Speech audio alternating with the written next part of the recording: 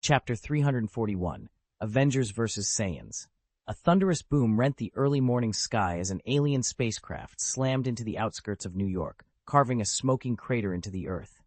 Moments later, the dust parted and a lone figure strode forth. Captain Marvel hovered just above ground level, eyes blazing. "Who are you?" she demanded, scanning the newcomer for hostile intent. The alien merely smirked, brushing debris from his dark battle armor. "You primitive, planet-bound mortals haven't even begun to explore the stars," he said with a sneer. "I come from planet Vegeta, the Saiyan homeworld, the most formidable warrior race in the universe." A ripple of disbelief ran through the assembled Avengers. The strongest in the universe? No one here had ever heard of these Saiyans. The stranger's grin widened.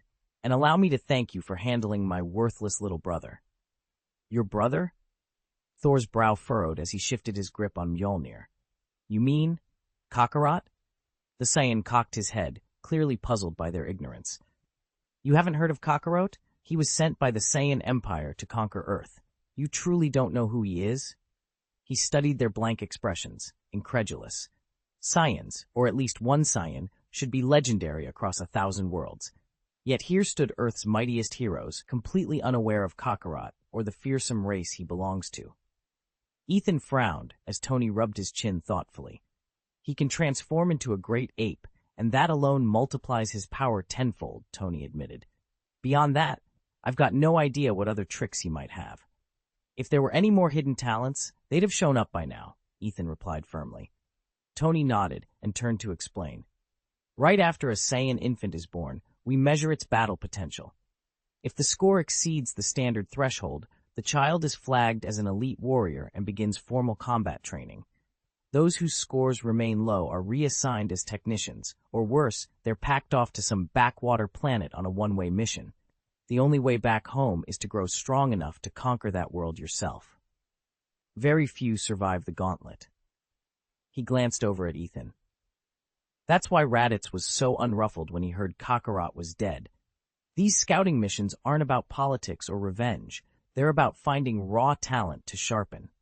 And as for someone without a natural cultivator's aptitude, you can't simply sprinkle on 1,200 power units like fertilizer. Growth depends entirely on the soil you're planted in.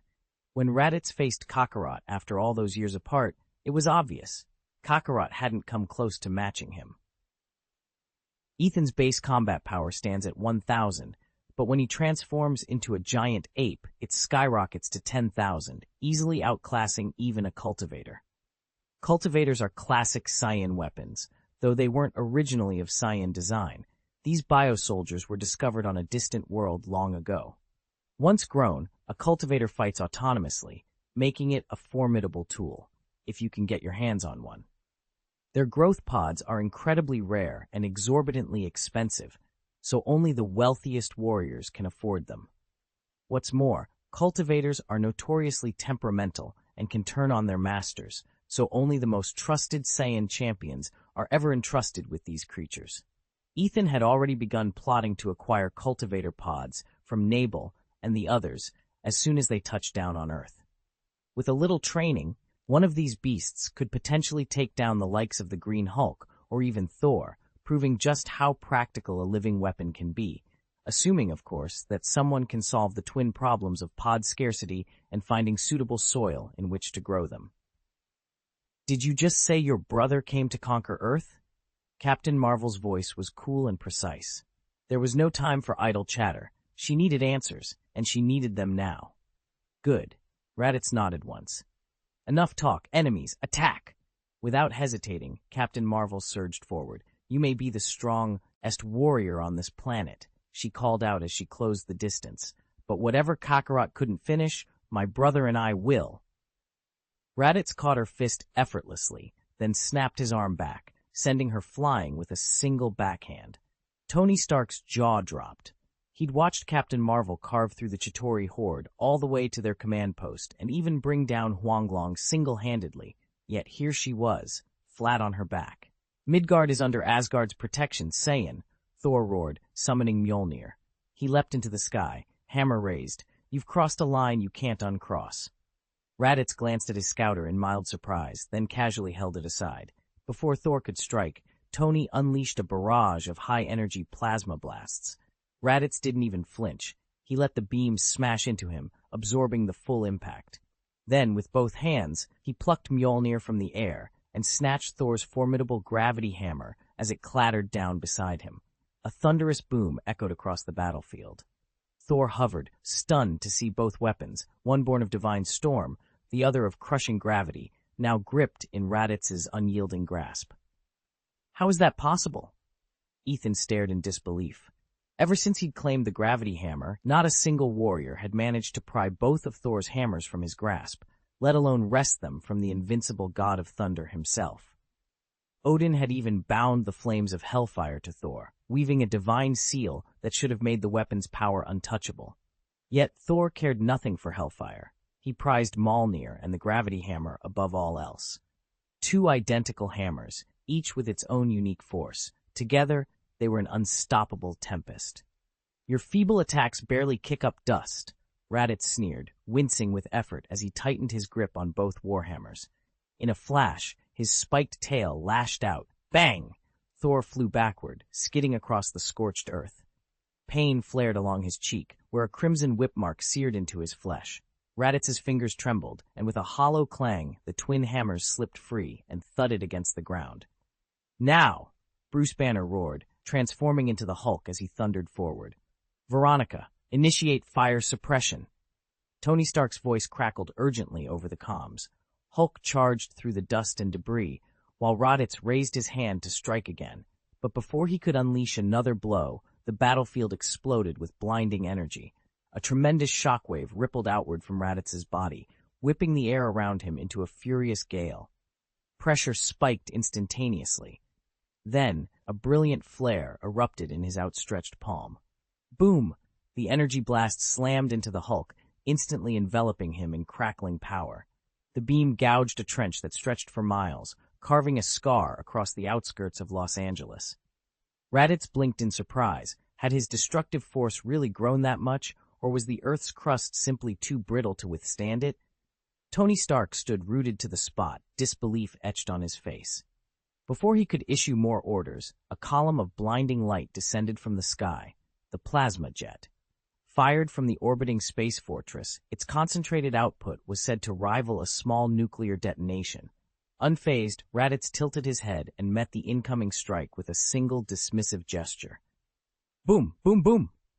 3 thunderous ripples of chi energy slammed into the plasma bolt, shattering it midair and sending fragments hurtling into the upper atmosphere.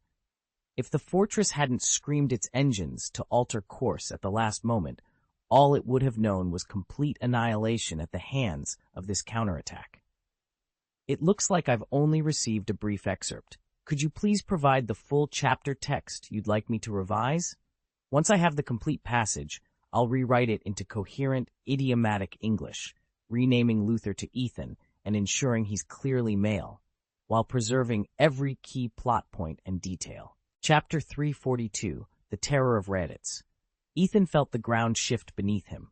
What began as a minor skirmish on Earth had exploded into an all-out alien invasion. With the arrival of the Saiyans, humanity was no longer the lone power on the planet. It was about to enter the cosmic age, and these Saiyans were terrifying. In a single blast, Raditz released more energy than the largest nuclear device ever detonated on Earth, hundreds of times the yield of the Tsar Bomba. The shockwave tore straight into the sky, frying photosensitive components and thermal sensors in every human monitoring station for thousands of miles. Instrument readings flatlined.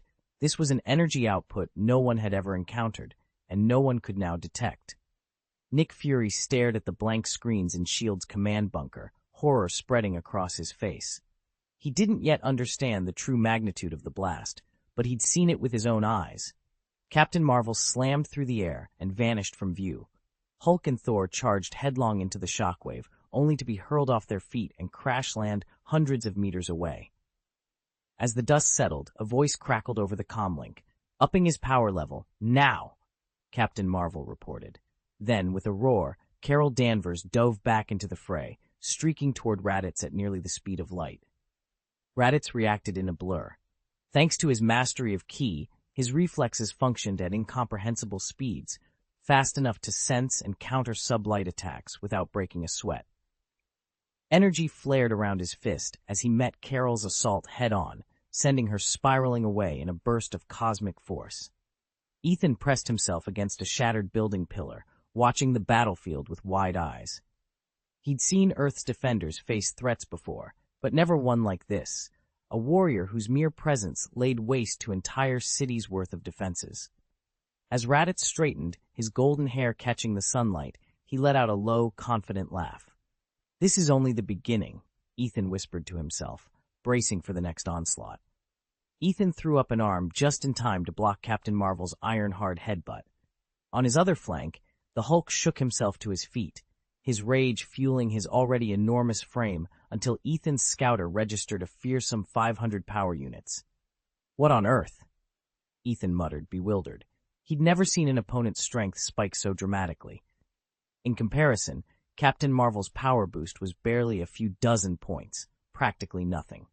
Before Ethan could react further, Thor stepped into the fray, gripping Mjolnir with both hands.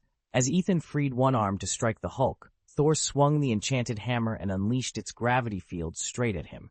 In an instant, Ethan's body felt like it weighed 1,000 pounds, pressure pinning him to the spot. He gasped, "What the?" For a moment, the crushing force nearly drove him to one knee. But growing up on planet Vegeta, with its 10 times Earth's gravity, had conditioned his body to withstand far worse. Still, years of neglecting proper training had dulled his edge. The oppressive weight sapped his energy faster than he could compensate. Before Ethan could shake off the effect, the Hulk's colossal fist connected with his side and flung him sprawling to the ground. Thor slammed his twin war hammers together, summoning crackling energy between them. Mjolnir shimmered with raw power as a jagged bolt leapt from the sky and buried itself in Raditz's armor, electricity coursing through his body. The Hulk had already catapulted clear. Stunned by the lightning strike, Raditz staggered, and that was all the opening Captain Marvel needed. Ignoring the lingering arcs of energy, he charged in and unleashed a relentless barrage of blows. Boom, boom, boom. Each punch struck with the force of 1,000,000 tons, gouging fresh craters in the earth. After absorbing over 100 bone-shaking hits, Raditz's vision cleared. Fortunately for him, his battlesuit, tempered by Piccolo and Sun Wukong's Ultimata, T-Tax, had withstood every onslaught. Even the magic light cannon hadn't breached its surface, so Captain Marvel's fists were merely repelled by its reinforced plating. "Fools," Raditz roared, veins bulging with fury. He thrust out his hand and detonated a volley of energy bombs, dozens of scorching spheres that arced toward his adversaries. Boom! When Raditz's energy bombs detonated, the sheer force of their explosions was enough to scar mountainsides. Without a word, Captain Marvel shifted into his binary star form, channeling and absorbing the incoming blasts.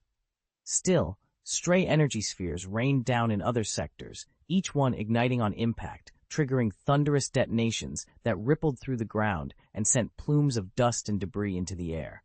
Visibility dropped to 0. Tony Stark flipped on his suit's infrared sensors just as the orbital fortress finally delivered reinforcements.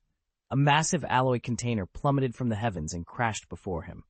The crate's landing rattled his repulsor gauntlet, but Tony didn't flinch. He pressed his armored palm against its hull. Within seconds, the box deconstructed itself into tens of thousands of nanobots. Like a living tide, the swarming machines clung to his armor plating, merged and reshaped. In moments, they had assembled into a colossal 10-meter-tall warframe, the nanosuit Titan. Stark's ultimate weapon, once conceived to take down the tyrant Black Caesar, now stood ready to face this powerful alien threat named Raditz. The coordinated swarm of tens of thousands of nanorobots proved far more resilient than any simple mechanical construct. Even if several units were torn away, the collective structure held firm. When the smoke cleared, the ground bore the scars of the energy bomb's detonation. Deep fissures yawned where entire sections had been vaporized. The bomb's annihilation gas was shockingly powerful, even outclassing antimatter in its destructive force.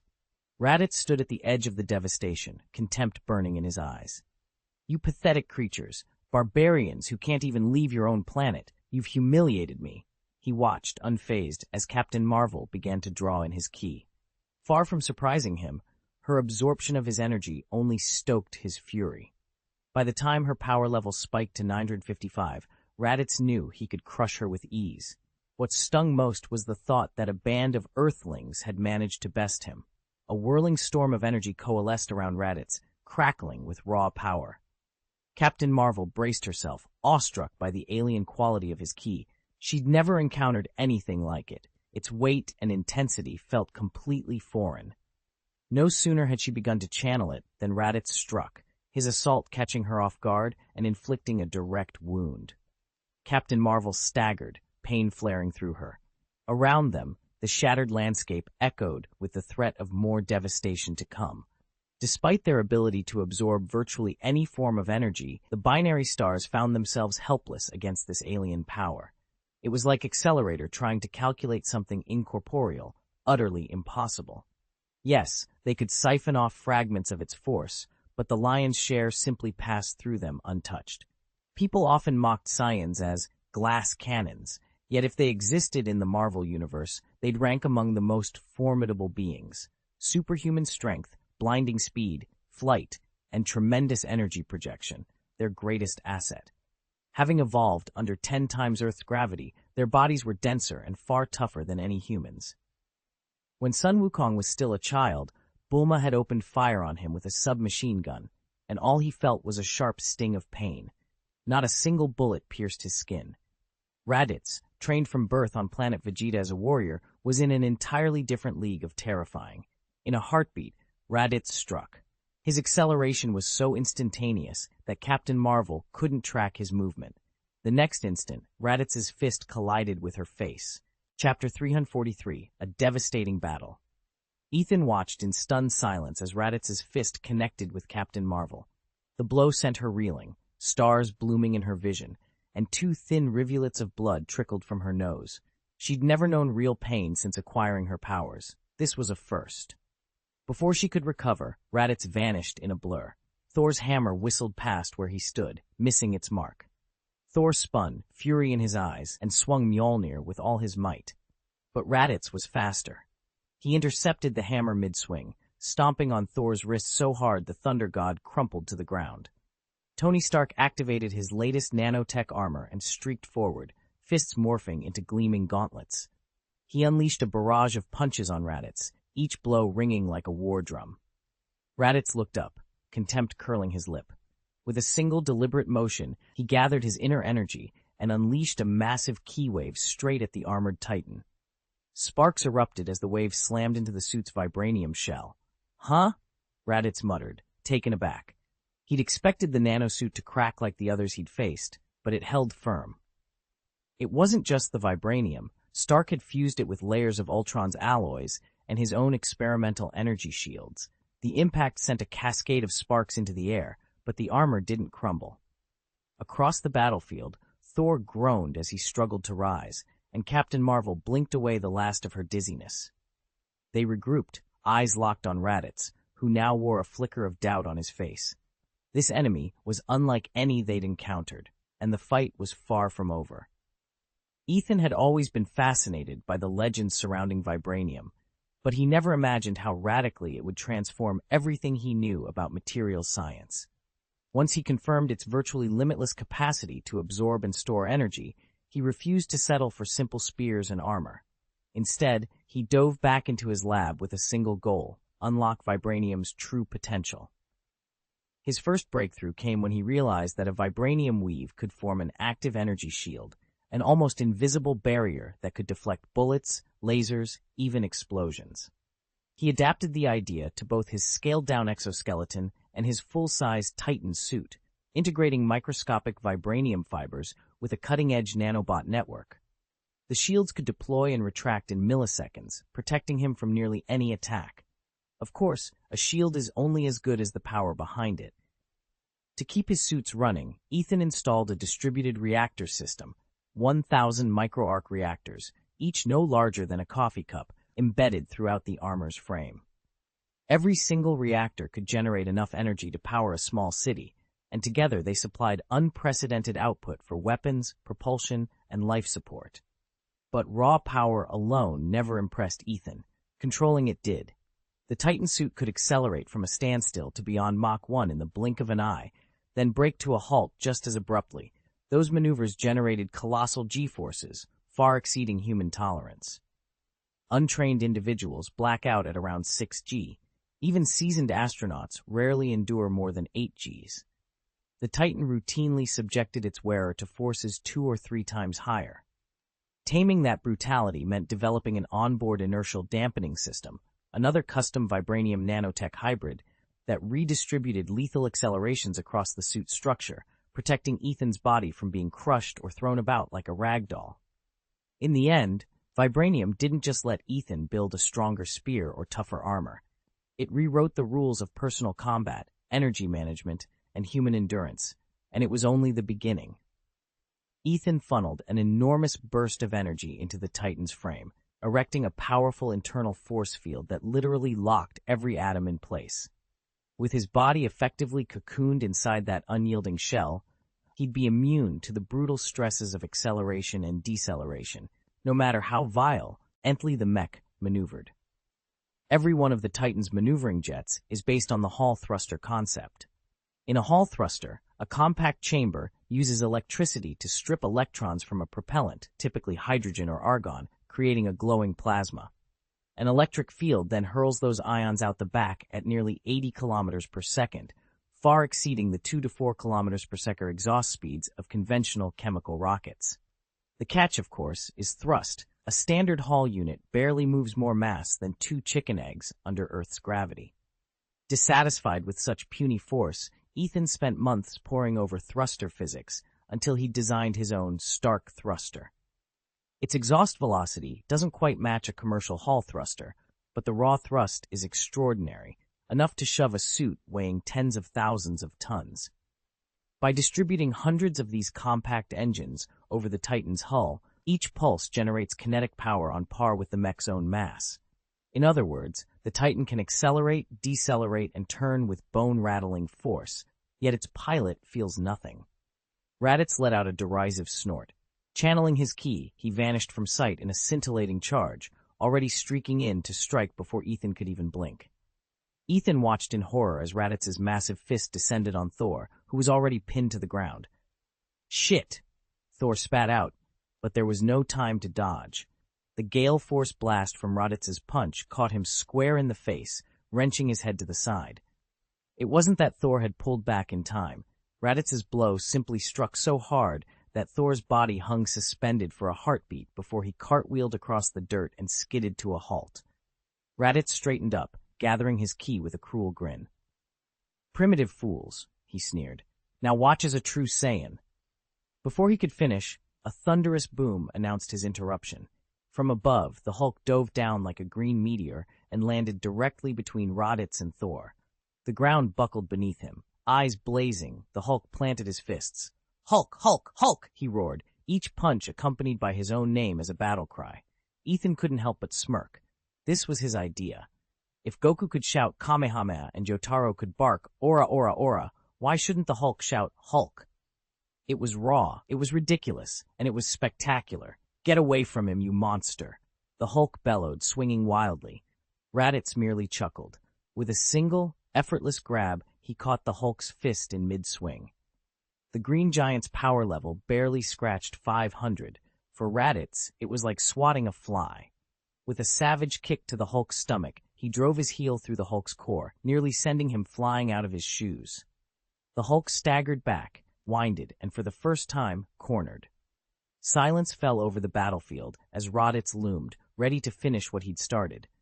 But Ethan knew one thing for certain: this fight was far from over. With a deafening roar, the Hulk tore himself free, hurtling backward and spewing thick, neon-green blood that glowed with gamma-ray intensity. "Nice work, big guy," Captain Marvel cheered, slapping her hand against his bristling shoulder. Thor seized the opening. He swung Mjolnir, invoking its gravitational enchantment to pin Raditz in place. Cranking gravity to its maximum, Thor crushed Raditz's advantage in speed. The Saiyan staggered, his legs trembling until he was half kneeling, though the chi infusion from Captain Marvel's earlier blow kept him from collapsing entirely. Still, he was immobilized, unable to tap into the hyperspeed that had served him moments before. Before anyone could react, the droning thunder of jet engines split the air. U.S. Air Force bombers swooped in overhead, unleashing a torrent of bombs and tracer fire. Explosions rocked the ground in every direction, striking Thor, Captain Marvel, the Hulk, and anyone else caught on the battlefield. Rat-a-tat-tat-tat! Machine gun rounds tore into the concrete like a plow, gouging out craters, but they all ed harmlessly off Raditz's body, not even rattling him.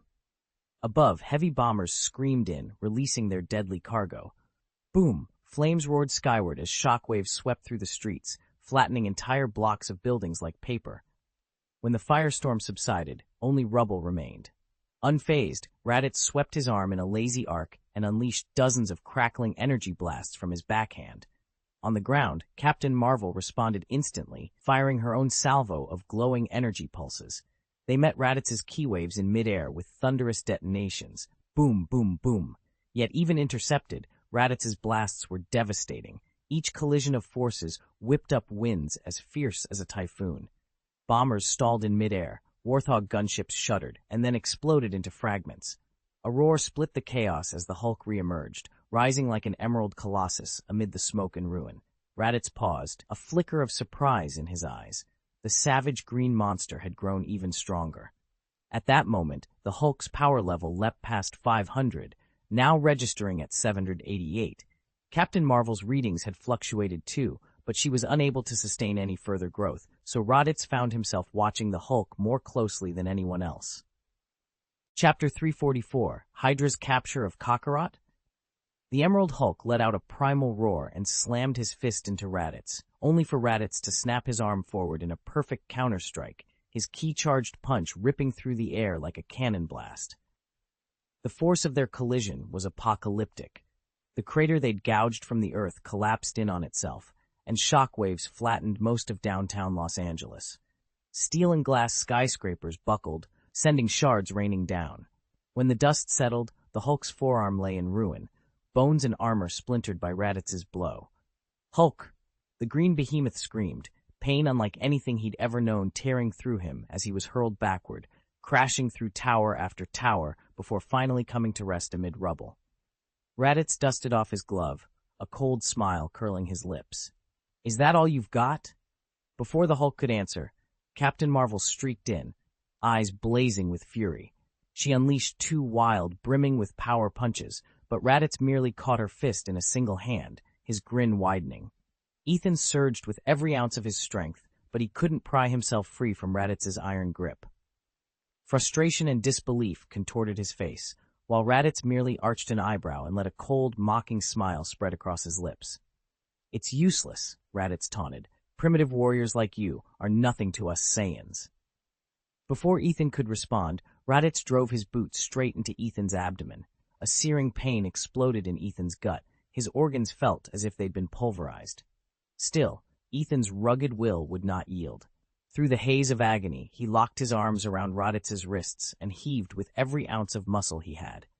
Caught off guard by Ethan's fierce resistance, Raditz staggered forward. In that instant of imbalance, Ethan lunged, his smooth, glistening forehead connected with Raditz's in a bone-shaking headbutt that rang like a thunderclap. Raditz reeled, and for the first time in their clash, Ethan had the upper hand. The impact rocked the battlefield like nothing before, an apocalyptic collision that felt as if heaven and earth themselves had exploded. A hurricane of raw power burst outward, hurling debris in every direction. Buildings shuddered and collapsed. Boulders erupted skyward, blotting out the sun in a choking whirlwind of dust and smoke. Where Raditz had been standing, the ground was gouged by an immense crater. Beyond it yawned a trench as wide and deep as a canyon. The earth trembled under the onslaught, while hurricane-force winds lanced through the air like razor blades, carving fresh gouges into the landscape and setting off chain reaction detonations. Captain Marvel saw his opening. Summoning every ounce of photon energy he could muster, he rocketed forward and struck Raditz with a head-on, rocket-powered headbutt. The force of the blow was cataclysmic. Raditz skidded through the air and slammed into the crater's edge, tumbling down into its depths. For a long moment, Raditz lay splayed in the crater, the world spinning around him. A deafening buzz throbbed in his skull. Who am I? Where am I? What just happened? But Saiyan vitality is legendary. Slowly, his life force stabilized, his senses sharpened. He blinked, sat up, and just in time to see Captain Marvel hovering above, photon energy crackling violently in his palms, ready to deliver the final, crushing strike. Ethan tensed. If Captain Marvel couldn't drive Raditz off, then she'd have to defeat him before he prevailed. He'd risked everything to summon Raditz. Now he found the Saiyan surprisingly powerful. Of course, it wasn't purely Raditz's training. The Dragon Ball system's strength panel was amplifying him. Neglectful of formal warrior disciplines, he nonetheless outclassed the Avengers with the panel's boost. Raditz shook off the daze and saw Captain Marvel gathering energy. His combat power detector spiked. "Her output's changing too?" he murmured, intrigued. He didn't hesitate to act. Captain Marvel's eyes narrowed as Raditz vanished in a phemal. Lure. Before she could finish her charge, he was on her, a barrage of punches and kicks so swift she barely saw them coming. Then, with brutal precision, he split through the air and slammed his full weight into her left shoulder. A sickening crack split the sky. From her scapula all the way to her fingertips, bone shattered. Captain Marvel's scream echoed as she spun out of the air, flesh and light trailing behind her. She plummeted, crashing into the ground in a thundering impact that sent dust and debris flying. Silence fell, broken only by the Avengers' ragged groan. Boom! The ground split open in a thunderous roar, forming a wide crater beneath Captain Marvel. Carol Danvers was thrown down into the pit, but before she could compose herself, Raditz anticipated her rebound. He channeled a sizzling surge of energy into his right fist and drove it brutally into her back. The force nearly snapped her spine 90 degrees, bone and cartilage cracking under the impact. With a wet grunt, Carol collapsed, her body crumpling onto the scorched earth below. "Carol!" Nick Fury's remaining eye went wide. He could scarcely believe what he'd just witnessed. Captain Marvel, the fearless enforcer of justice throughout the cosmos, lay defeated by a single Saiyan blow. Fury had long suspected the Saiyans were feared for good reason. But this was beyond anything he'd imagined. If one lone warrior could fell Carol Danvers, what kind of power did the rest of their race command? For a moment, Fury wondered if Raditz himself was the strongest of their kind. But he shook off the thought. It was too soon to crown any Saiyan a champion of champions. Even so, this demonstration of raw strength left no doubt. The Saiyans were a force unlike any the universe had ever seen. And now, with Captain Marvel down, there was no turning back from the war to come. Raditz also has a younger brother, Kakarot, who arrived on Earth even earlier, yet there's been no sign of him. Why hasn't he made a move? Director Nick Fury leaned back in his chair, staring at the screens before him. His instincts told him the situation was more complex than it looked, but on the surface it seemed straightforward. These Saiyans came to conquer. Raditz's brutal tactics had shown them all they needed to know about Saiyan methods. Even if Kakarot differed from his brother in personality, they shared the same ruthless bloodline. Conquest by force was the only logical goal. So why the radio silence? And the idea that Kakarot might already be dead? Fury dismissed it outright. Saiyans didn't fall without warning. If Kakarot were gone, something would have made itself known by now. Suddenly, Fury's eyes narrowed. Could it be Black Caesar? He allowed himself a moment to explore the possibility. What if Black Caesar was Kakarot operating under a hidden identity, or perhaps Hydra had captured him and concealed his presence? Fury's reputation for unorthodox theories was rooted in careful reasoning, and right now, every lead needed investigating. Chapter 7. Shadows of Deception. Ethan pressed himself against the scorched remnants of a Hydra scout drone, every muscle taut with tension. The battlefield lay silent now, save for the distant drip of blood from shattered helmets and the faint hum of broken machinery. Before him stood Black Caesar, the mysterious new head of Hydra, radiating an unmistakable aura of power. Otto had whispered the impossible, that Black Caesar was really his brother, Kakarot. Unthinkable. If that towering figure before him truly were Kakarot, Ethan would have sensed him the moment they locked eyes. There was no way his brother's presence could have gone undetected. Instead, the grim truth settled over Ethan's shoulders like a lead cloak. Hydra must have captured Kakarot in secret, then fashioned him into their ultimate weapon. Anger and dread warred inside Ethan's chest as he clenched his fists. At dawn, he would infiltrate the Hydra Fortress, track down his brother wherever they were hidden, and end Black Caesar's twisted rule, once and for all. Chapter 345, Complete Defeat. Tony Stark staggered to his feet, the jagged imprint of Raditz's fist still throbbing against his armor. The Saiyan's punch had pulverized Tony's outer plating. Shattered circuit pathways glimmered like broken glass. But Stark was as much machine as man. Nanobots swarmed, weaving the damaged fragments back together in seconds. He brushed sparks from his gauntlet and muttered, "That's going to leave a mark." His wrist console lit up with an incoming secure channel. Tony winced at the icon. "Fury," he grumbled, activating the feed. "Can't you see I'm busy saving the world here?" Nick Fury's image wavered onto the holo display, arms folded and expression stone cold. "Stark, drop everything. I need you to contact Ethan immediately." Tony's eyebrows shot up. "Ethan? Now? I'm in the middle of a fight." Fury cut him off. "Raditz is unstoppable. Carol Danvers can't hold him. The Hulk is out. Thor's lightning does nothing. Hell, we can't even bring you into this without a beating. Are you going to sit there as he flattens Los Angeles, America, Earth?" Silence fell. Through the window behind Fury, the skyline burned, smoke and dust climbing like dark banners. Tony swallowed. Fury's tone turned grim. "The United Nations Security Council has just approved tactical nuclear strikes. They intend to level the city to stop him." "A nuclear bomb?" Stark's voice cracked. "They're going to nuke Los Angeles, just to kill one Saiyan?" "I'm not happy about it," Fury admitted. "But with our best heroes down and civilian casualties already in the tens of thousands, they see no alternative. We need Ethan's research on counter-Saiyan bioweapons. Fast." Tony clenched his fists, chest heaving beneath scorched metal. "All right," he said at last. "I'll get him. But if anyone launches those nukes without a better plan..." He trailed off, staring at the distant orange glow of destruction. Fury nodded. "Good. We'll coordinate from here." As the call ended, Tony's eyes hardened. The world was on the brink of total annihilation, and if Ethan's work was their last hope, Stark would do whatever it took to bring him into the fight. They've lost their minds. They've already leveled half of Los Angeles. If the Saiyans keep this up, it won't stop at LA. Nick Fury watched Tony Stark closely. He knew Tony understood the stakes. He just couldn't bring himself to believe his own government would turn on them. Still, in the brass-knuckled world of covert ops, a nuclear strike was considered the ultimate solution. "That Saiyan's energy output exceeds our most powerful hydrogen bomb," Fury said.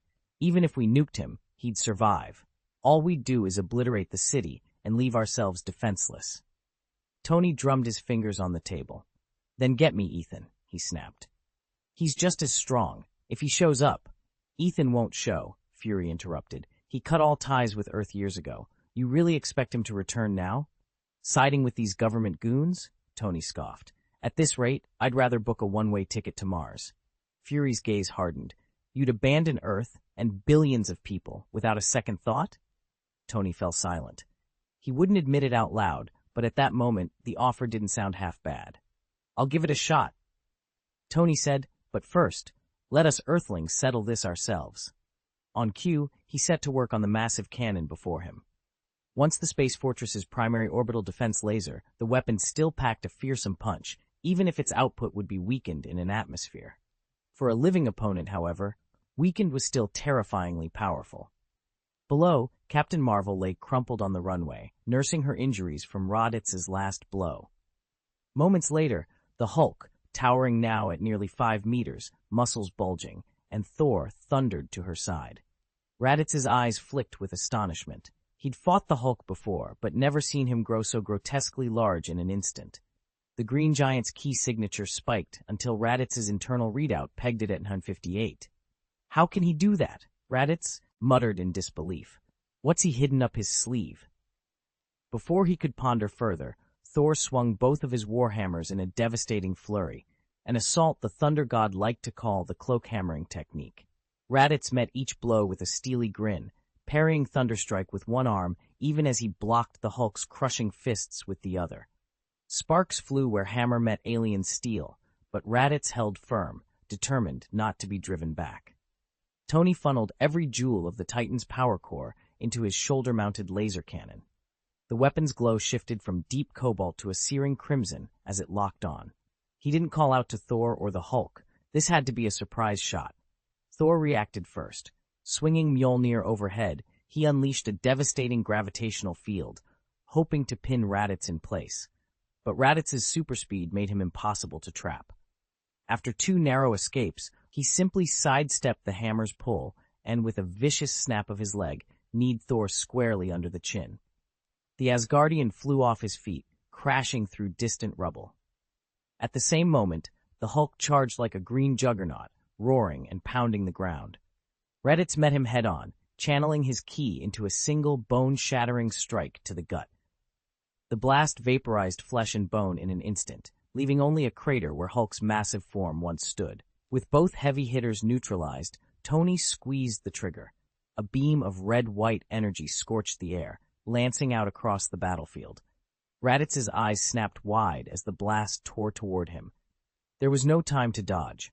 The laser struck, igniting a column of flame and sending a thunderous shockwave ripping through everything nearby.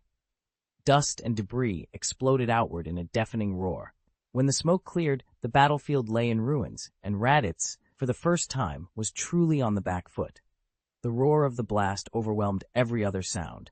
A shockwave of devastating force tore through the neighboring city, incinerating buildings in its wake. Steel skeletons gave way, concrete vaporized, and wherever the pulse struck, the ground melted into rivers of molten rock and glowing high-temperature crystals. At the epicenter, a blinding flare, brighter than 1,000 suns, erupted, filling the sky with searing heat and lethal radiation.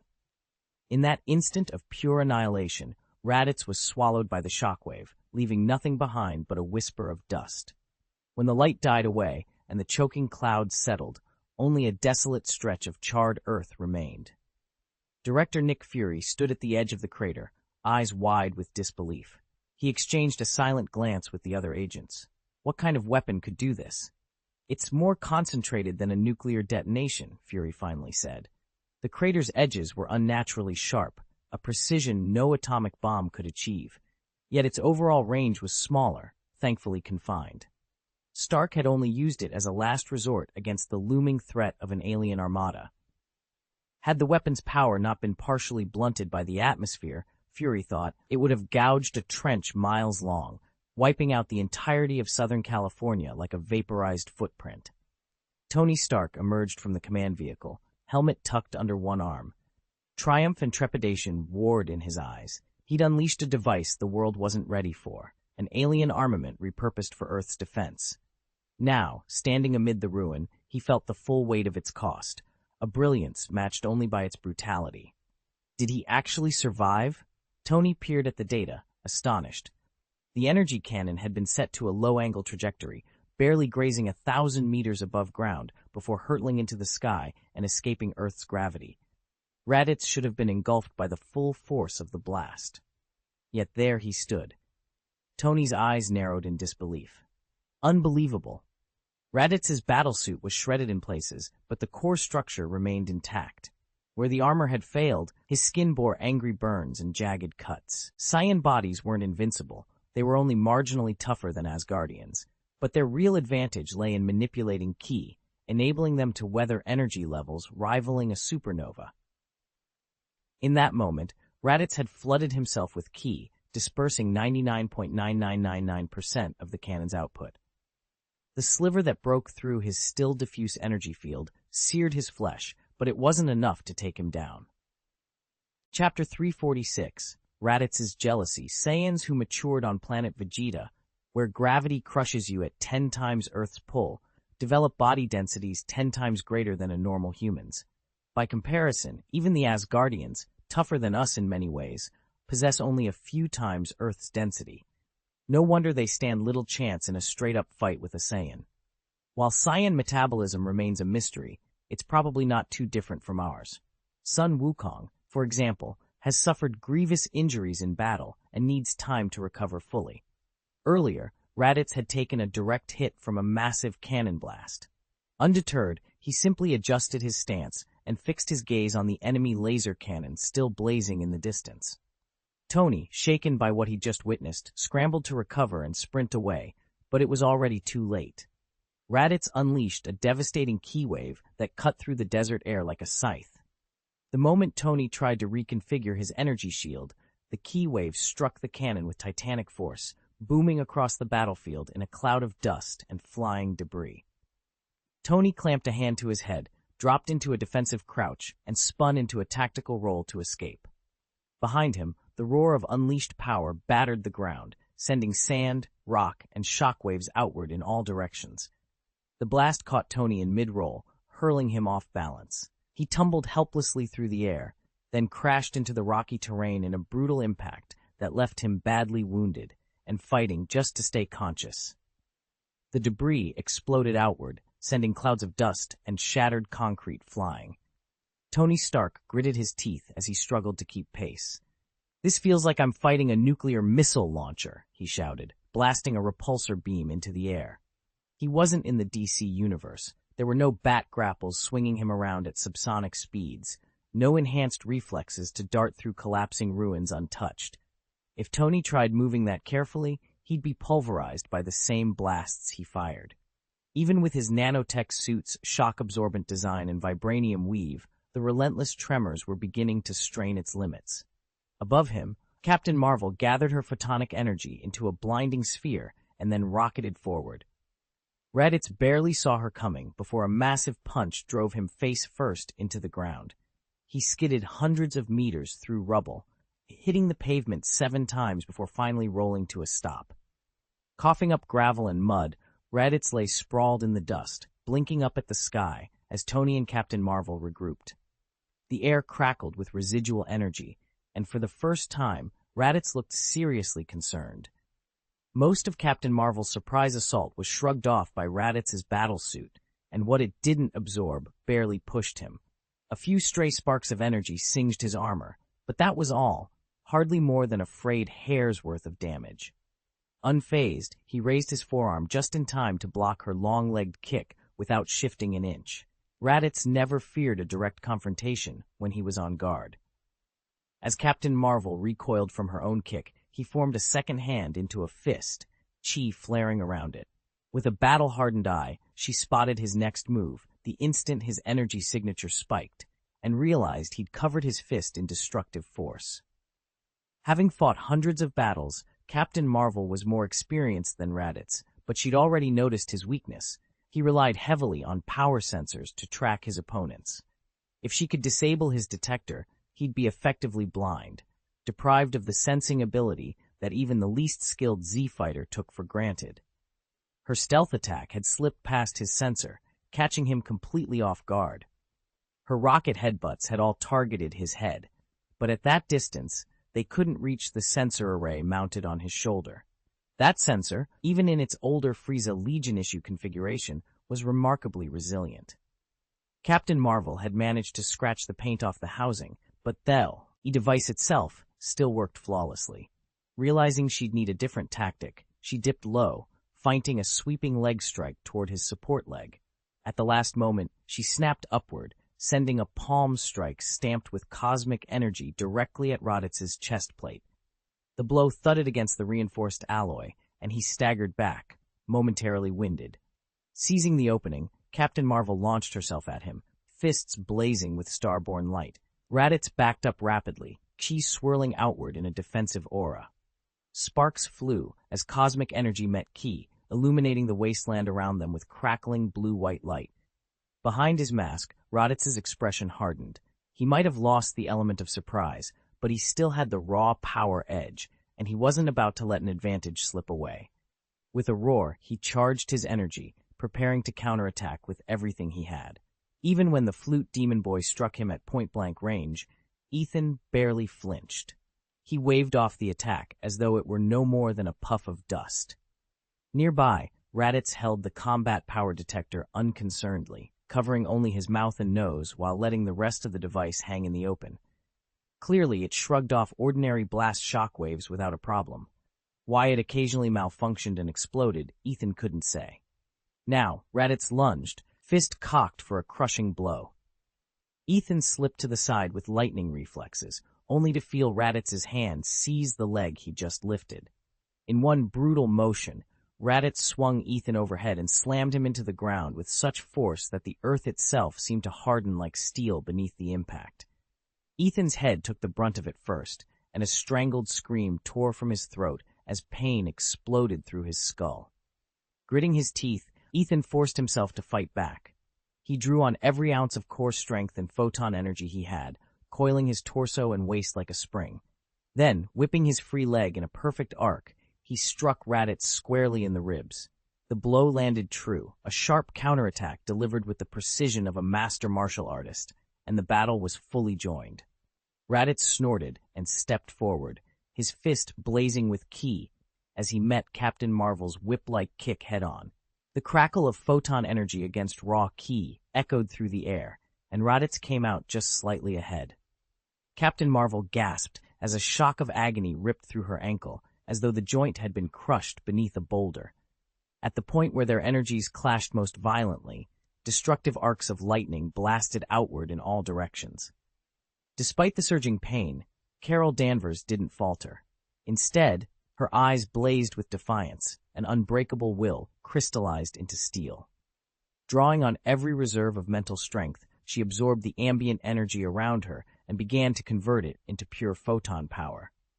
Raditz blinked in stunned silence. Her fighting prowess had just leapt to an even higher level. What kind of trick was this? If Earthlings could fluctuate in strength like this, a Saiyan would have to admit some envy. He forced himself to focus. This has to be a specialized Earth power, he muttered.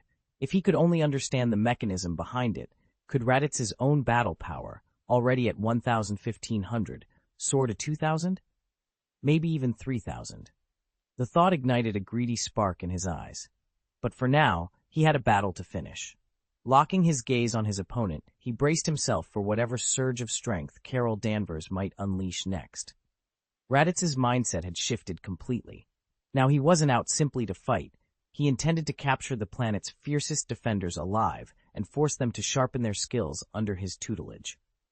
Trapped and desperate, Captain Marvel unleashed a massive photon blast. Raditz barely batted an eye. He lifted a single hand and let loose a rippling ki wave. Boom! A towering column of light shot skyward, its seething energy condensing into a crackling bolt of lightning. The bolt tore straight through the atmosphere, scrambling Earth's magnetic field and throwing Tony Stark's orbital fortress into chaos. When the shock finally hit the ground, it arrived as a supersonic wall of wind, razor-sharp air currents that slashed through intact buildings and new housing developments alike, leaving nothing but twisted steel and shattered glass. Captain Marvel stumbled backward, mouth agape. How had this Saiyan so effortlessly absorbed and overpowered his overloaded photon energy? It was as though the harder he struck, the more unstoppable Raditz became, each blow only fueling an even stronger counterattack. Raditz's casual strike had already driven Captain Marvel to the very brink of his power. A truly committed blow would have overwhelmed him completely. The difference between them was simply too great. Just as Captain Marvel faltered, a roar split the air. Hulk! In an instant, the Hulk hurled himself back into the fray, every inch as ferocious as before. Captain Marvel braced himself, astonished by the green behemoth's undiminished fighting spirit. Chapter 347, Seeking Help. What is this green powerhouse? Captain Marvel had seen the Hulk go down again and again, defeated countless times, only to rise once more when you least expected it. Even Raditz, feared across galaxies, found the Gamma Behemoth a nearly impossible adversary. And yet it was Hulk's sheer tenacity that reignited Carol Danvers' own fighting spirit. She refused to be bested by some hulking force, alien or otherwise, that threatened Earth. Summoning every ounce of her photonic power, Carol's body erupted in a searing white glow. In that instant, she ceased to be flesh and blood and became pure photon energy, an incandescent streak of light that bathed the battlefield. Raditz staggered back, shielding his eyes against the dazzling brilliance. This was no ordinary power-up. It was Carol's unrestrained photonic overload. Boom, boom, boom, boom. Before Raditz could blink, Captain Marvel was on him. Her barrage of punches and kicks so swift and unrelenting that each strike blurred into the next. The ground shuddered beneath their feet as she pressed the attack, every motion precise and merciless. Even the seasoned Saiyan struggled to track her flurry of blows. But Raditz was no novice. He'd learned from each encounter, adapting his guard and seeking the smallest opening. As Captain Marvel's onslaught continued, he braced himself, determined not to yield as easily this time. Ethan drew on every ounce of his staggering energy reserve. In the next heartbeat, an even more violent surge of ki burst from him, its shockwave rippling outward with no corner of the arena left untouched. The sheer force was so overwhelming that fists and feet became afterimages, and the ground itself seemed to fracture under his power. Captain Marvel bore the full brunt of that ki explosion. In an instant, her photon-enhanced armor overloaded and shattered, and the energy she'd been siphoning from the binary stars shattered her defenses from within. Flesh and metal alike were torn apart. If she hadn't been absorbing cosmic power, Ethan's blast would have pulverized her completely. But to Ethan's astonishment, the Green Hulk was gone. He searched the blasted field, knowing perfectly well that his last attack, even at maximum output, couldn't have incinerated the Hulk into ashes. Then, as if emerging from nowhere, a massive green fist, the size of a cooking pot, shot upward and swelled before him. Ethan's eyes narrowed as the fist hurtled toward his face. In that split second, adrenaline and reflex took over. Boom! The Hulk's punch struck true, slamming into Ethan's jaw with ear-splitting force. Dust and fragments of his combat detector exploded out in every direction. The air itself groaned under the impact. Ethan staggered back, dazed, blood trickling where the detector's fragments had ripped into his cheek. Yet beneath the shock, a thrill of exhilaration stirred. He had never faced an opponent with such raw, unbridled strength. Raising a bloodied hand, Ethan fixed the Hulk with an unwavering glare. "Not bad," he growled, voice rough with pain and determination. "Now it's my turn." And with that vow, he crouched low, ready to unleash his next devastating strike. Ethan tasted metal and blood as an unimaginable force crushed into his face. Hulk's fist drove his skull sideways, his neck muscles tightening to the snapping point. In a surreal slow-motion moment, Ethan's features twisted, bone-grinding, flesh-contorting, before he was launched like a rag doll into the ground. Hulk rose over him, roaring, "Hulk is the strongest!" He dove forward with the dreaded must-kill Hell Angel combo, every punch laced with murderous intent. Ethan coughed up blood, fear roaring in his ears. Desperation ignited his ki. A blinding explosion erupted from his core, and the 5-meter-tall, 100-ton behemoth was sent hurtling thousands of meters into a distant mountainside. Dazed, Ethan struggled to his knees, blood leaking from the corner of his mouth. Damn it! He gathered his ki again, but it cracked and splintered under his control. Power, without focus.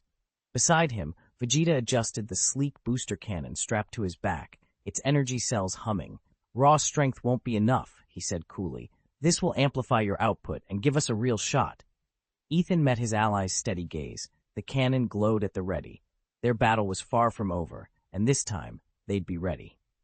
Ethan had always known Saiyans relied on raw strength and predetermined power-ups, never on techniques that could dynamically boost their fighting efficiency. So when he tapped into the refined currents of his Qigong wave to sharpen his own combat potential, Raditz froze in disbelief. An Earthling improving his combat effectiveness? It made no sense by Saiyan standards. Raditz decided he wouldn't tolerate this anomaly. If Ethan's technique threatened him, he would erase it at the source. Gathering every ounce of his ki, Raditz unleashed his next strike at full power, a Qigong wave unlike any he had ever used before.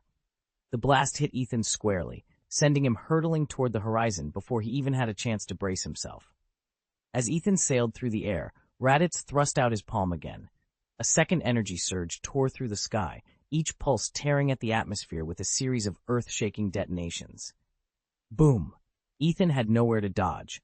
The impact detonated into a blinding flash so intense it outshone the sun, a brilliance that painted the heavens with a radiance far greater than daylight itself. Below, Tony Stark's eyes widened at the spectacle.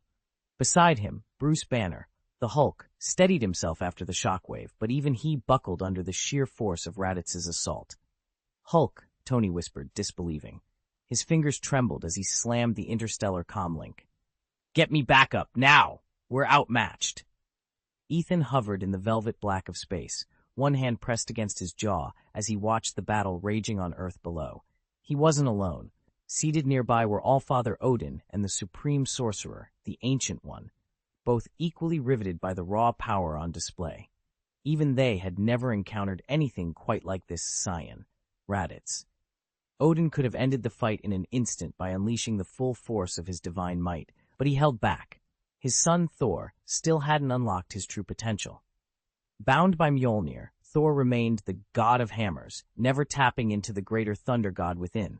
Only if his hammer were destroyed, only if Thor broke past that barrier, could he remember the strength needed to level an entire arena with a single blow or topple even the Hulk. The Ancient One sat cross-legged beside him, her cloak billowing in the unseen currents of space. She, too, was astounded. The Eye of Agamotto granted her visions of countless futures, yet these scions lay beyond its grasp. Where had this Raditz come from? How far could Scion might ultimately reach? Even her time stone offered no answers. A soft chime drew Ethan's attention. Tony Stark was calling. The comm line, routed through Galvatron's own grid, transmitted with zero latency. Ethan tapped the hollow interface and brought Tony's face into view. "Hey, Tony," he said, voice calm but charged with urgency.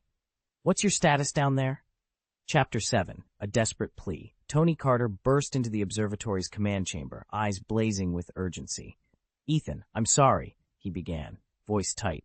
"We've exhausted every countermeasure. There's nothing left we can deploy. I need your help. Help us. Help Earth, for the sake of the Illuminati." Ethan Fletcher reclined against the polished steel console, arms folded. His expression was calm, almost detached. "What's happened?" he asked. Tony swallowed hard. "You didn't notice?" Ethan's brow lifted. "I don't monitor Earth anymore. My mission shifted long ago, to worlds beyond our solar system." A flicker of pain crossed Tony's face. Ethan's dismissal stung more than any alien invasion. If Ethan had willingly cut off all observation of Earth, letting its defenders scramble alone, it meant the young planet's folk truly weren't important enough to earn his attention. And yet, was there a shred of hope in his cold neutrality? Tony couldn't tell. He forced himself to meet Ethan's gaze. Earth's been overrun by an alien coalition. Their ships tore through satellite defenses in seconds. And then, his voice dropped, haunted. A Saiyan warrior arrived, claims his people are the most formidable fighting force in the universe. He laid waste to every counterstrike we had planned. Silence stretched between them.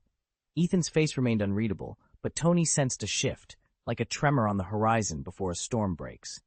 Tony exhaled, steadying himself. "Our armies are decimated. Our secret weapons are gone. We've lost entire continents. Only you stand a chance against this Saiyan. Your knowledge of extraterrestrial tactics, your power. Please, Ethan, we have nowhere else to turn." Ethan held Tony's desperate stare for a long moment. Then quietly, "Show me everything," he said. And for the first time since abandoning Earth, he activated the global surveillance feeds, ready to confront a threat that might demand more than any of them could imagine. Chapter 348, Let the World Burn, Let It Feel Pain. "Even with the most formidable army in the cosmos, Tony, there's nothing I can do." Ethan turned to Tony Stark, his face unreadable. He had no intention of acting, at least not until Raditz completed his transformation into the great ape and unleashed true despair on Earth. Only then might there be something worth claiming. Right now, what could this dimension possibly offer him? Souls? His own great book of light and heaven had already made it clear. The Sorcerer Supreme, the Ancient One, was unwilling to intervene. The Ancient One only concerned himself with cataclysmic threats, incursions of interdimensional demons, cosmic cataclysms. He had remained silent even when Hydra plotted to exterminate 1 billion people and when alien fleets darkened the skies. Maybe he foresaw a future in which he could swoop in and fix everything without lifting a finger right now. Or maybe he simply didn't care. Earth was too vast, too entangled in its own currents to tempt him. And the souls he had lawfully gathered, the damned and the irredeemable, were precisely the kind that devils like Mephisto would have snapped up in a heartbeat if the Ancient One hadn't claimed them. In the end, whether by foresight or by indifference, the Ancient One chose to let this world rage unchecked. Ethan sighed, eyes drifting toward the horizon where the first shadow of Raditz's tail would soon appear. He might be a guest in this universe, but he didn't owe it his mercy. Let the world burn. Let it feel pain. When true despair descended, only then would his hand move. There are countless souls scattered across the cosmos. Most dimensional demons dwell in the energy dimension, so they forever hunger for fresh souls to fuel their realm. Ethan's territory, however, lies in the material dimension, a far more demanding domain. To keep pace with the energy dimension's growth, he needs oceans of souls to transmute into tangible matter and carve out new space.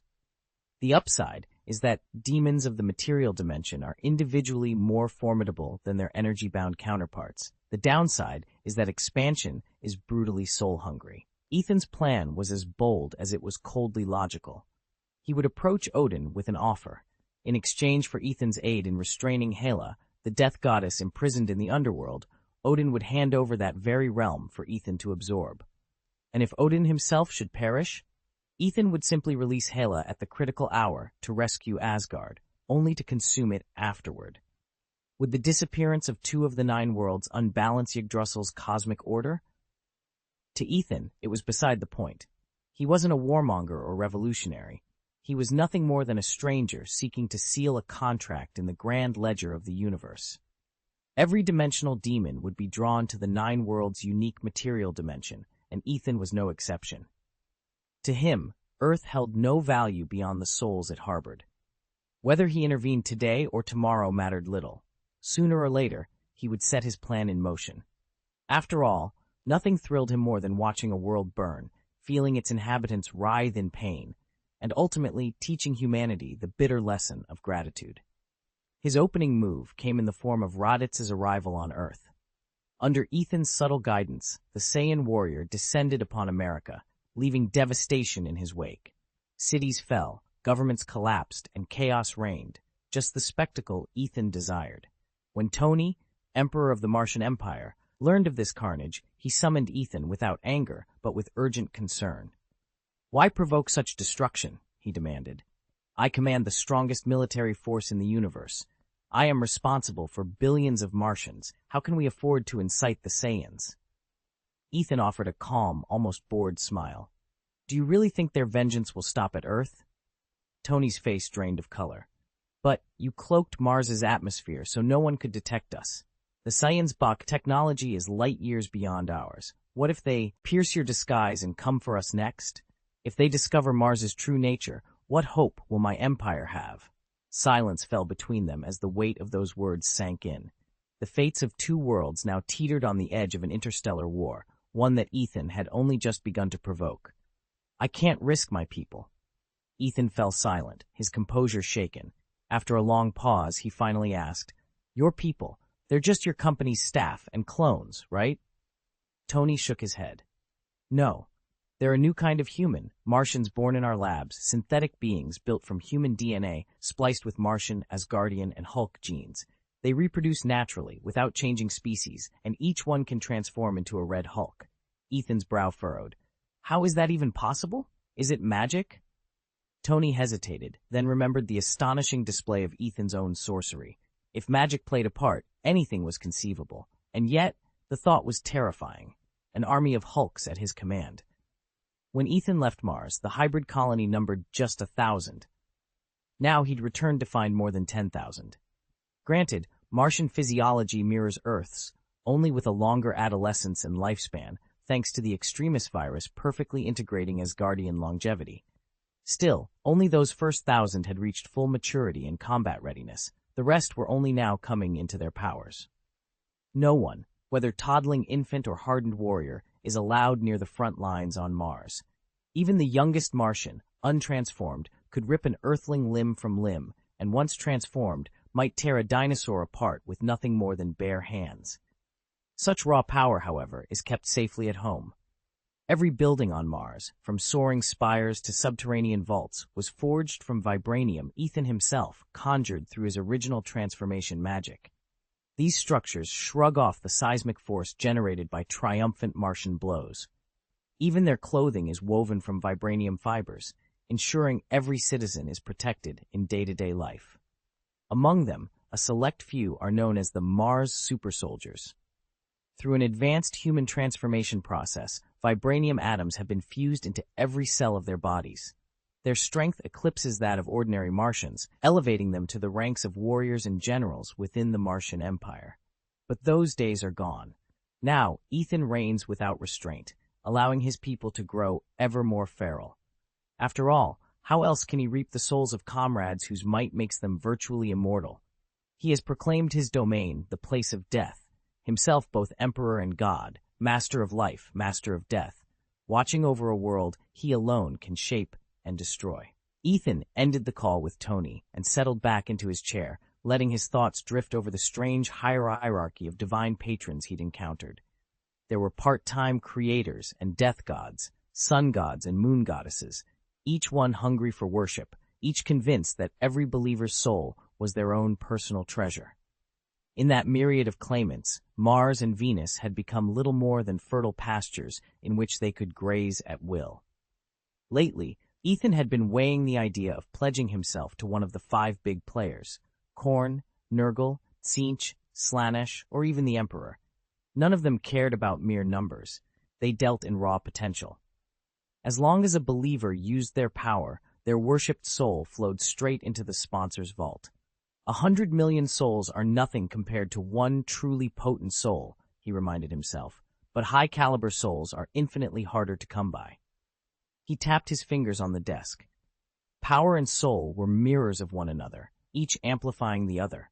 The stronger the body, the purer the soul. The purer the soul, the stronger the body. The catch, of course, was that formidable mortals rarely died on their own. One could resort to underhanded methods, assassinations, entrapments, betrayals, but Ethan liked to think of himself as a principled adversary. He wasn't the champion of justice, exactly, more of a self-styled nemesis of sin, but he drew a line at killing innocents just to snatch their souls. Even Mephisto, that arch-fiend of deceit, had scoffed at the notion of an outright soul market. Billions of souls on Earth, mere specks of dust in Ethan's grand design. He had bigger plans, plans that didn't require him to soil his hands with mortal blood. They probably only rival a handful of top-tier souls, say, Captain Marvel or the Hulk. Chapter 349, Tony's ambition to become an alien emperor. "How are things looking, Tony?" Nick Fury asked, leaning forward across the briefing table. Tony's face grew serious. He refused. Fury's single eye widened. He refused? But he's already built an empire on Mars, populated by synthetic citizens unlike anything on Earth. Each of them can transform into a Hulk-level powerhouse, and let's not even get started on Asgard's might. With all that, why wouldn't he want to remember Earth? Tony tapped his fingers on the table, eyes gleaming with inspiration. "That's exactly my point," he said. "I've been thinking too small. Why stay stuck on Earth when I could follow in Ethan's footsteps, establish my own empire among the stars?" Fury folded his arms. "You do realize how much you'd have to learn? Biology, genetics, bioengineering?" Tony gave a confident shrug. "Sure, it's a steep climb, but how long could it take? Years? Maybe a decade? Imagine this. An interstellar realm under my rule. Its population 99% perfectly engineered synthetic women. Flawless genes, radiant skin, total immunity to disease and parasites. They'd evolve themselves, adjust their own DNA to eliminate weaknesses. No more sick days, no genetic defects, just pure, optimized life." Fury studied him for a moment, skepticism warring with reluctant curiosity. "An army of self-evolving superhumans? That's bold." Tony smiled, eyes alight. Bold is the new normal. It's time to stop dreaming small.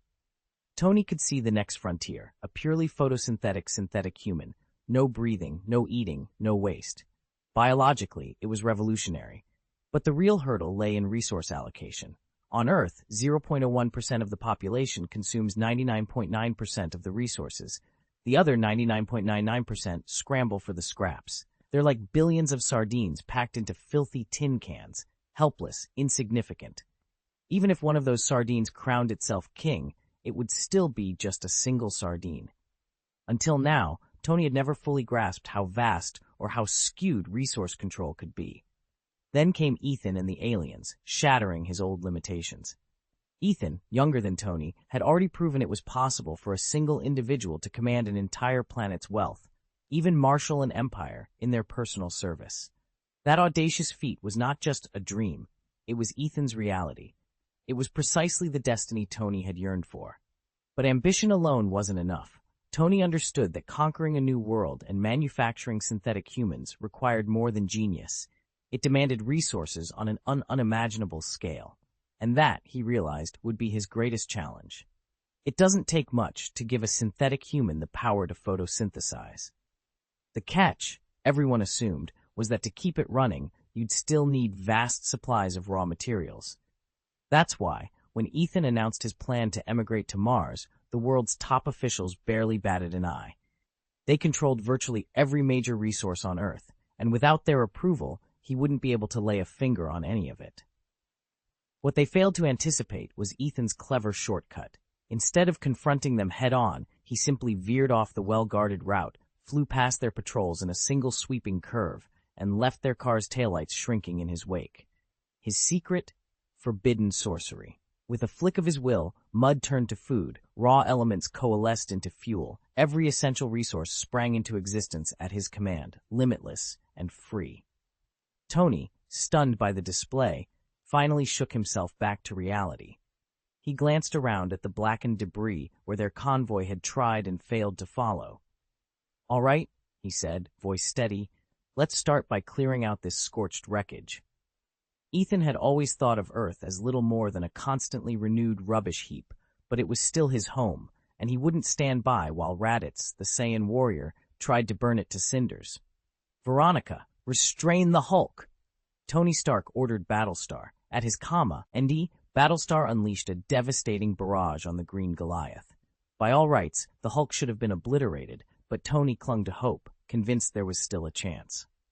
On another battlefield, Captain Marvel struggled to her feet. Above her, Raditz hovered, arms folded, a cruel grin on his face. "Still able to fight, Earthling?" he taunted. Despite his tattered combat uniform and the angry bruise blooming on his cheek, warnings from the power-level sensors, Raditz cut an imposing figure. Captain Marvel spat out a mocking laugh. "What's there to brag about, Saiyan? You bleed just like the rest of us." Raditz's smirk twisted into anger. "Clearly I haven't hurt you enough." In the blink of an eye, he vanished, and then reappeared behind her, ready to strike. Ethan deftly turned aside Raditz's brutal right cross, catching the blow on his forearm. Before he could counter, Raditz lunged in with a vicious upward knee to Ethan's chin, enough force to rattle his teeth. But the Saiyan wasn't finished. In the blink of an eye, he unleashed a flurry of lightning-speed punches, striking Ethan's throat and chest with punishing precision. Pain flared through Ethan's Adam's apple and ribs. He'd never been hit so hard in those spots, but he refused to go down. Clenching his teeth, he summoned a blade of photon energy in the palm of his hand. The searing edge hissed as it bit into Raditz's side, slicing through torn armor and flesh in one clean arc. A spray of blood marked the wound, and Raditz howled in shock. Caught off guard, Raditz staggered back. He'd assumed Ethan could be beaten easily once his guard slipped, and that a man weakened by those brutal strikes would be helpless. Instead, Ethan's counterstrike landed with brutal efficiency, teaching the Saiyan a lesson he hadn't expected on Earth. As Raditz regrouped, clutching his wound, Ethan steadied himself, chest heaving. Between the echoes of their clashing powers and the metallic taste of his own pain, he realized this skirmish was only the beginning. Both of them would emerge stronger for it. His power level, once fully healed, would likely climb into the 1800 to 1900 range. Raditz, born with the blood of a superior warrior, had wasted that potential, but Captain Marvel seized the opportunity. She channeled her photon energy into a searing blade, slicing into him as cleanly as a hot knife through butter. She didn't realize how uniquely effective such an attack could be against a Ki mage in the Dragon Ball universe. Ki users are unusually vulnerable to highly concentrated, high-penetration strikes. Think of the legendary Killing God Strike, Chi Generation Slash. That technique had once nearly finished off Frieza. Lacking any regenerative ability, he would have died the moment he was sliced in two, tail or no tail. Raditz found himself unable to defend against the assault. Deep wounds opened across his torso. The blades of light cutting so far in that bone was exposed. Enraged, he detonated his remaining energy in a violent burst that hurled Captain Marvel backward. Then he rocketed skyward, leaving a trail of rubble in his wake. Captain Marvel slammed to the ground, coughing up dust. She squinted upward as Raditz's figure vanished into the clouds. "Is he retreating?" she muttered, though every instinct told her he would be back, stronger and more furious than ever. Raditz tilted his head back and fixed his gaze on the sky. Their battle had raged on until dusk, and now a brilliant full moon hung overhead, bathing the field in pale silver light. Chapter 350, Raditz the Great Ape. On a clear night, when the full moon bathed the earth in its silver glow, every scion who still possessed a tail risked the fabled Ozaru transformation, their bodies swelling into savage tenfold powerful apes under the moon's Blutz light. Lower and mid-tier warriors invariably lost their minds in the shift, but those of royal blood or battle-seasoned veterans could hold on to their sanity. Their one vulnerability remained that long, sensitive tail.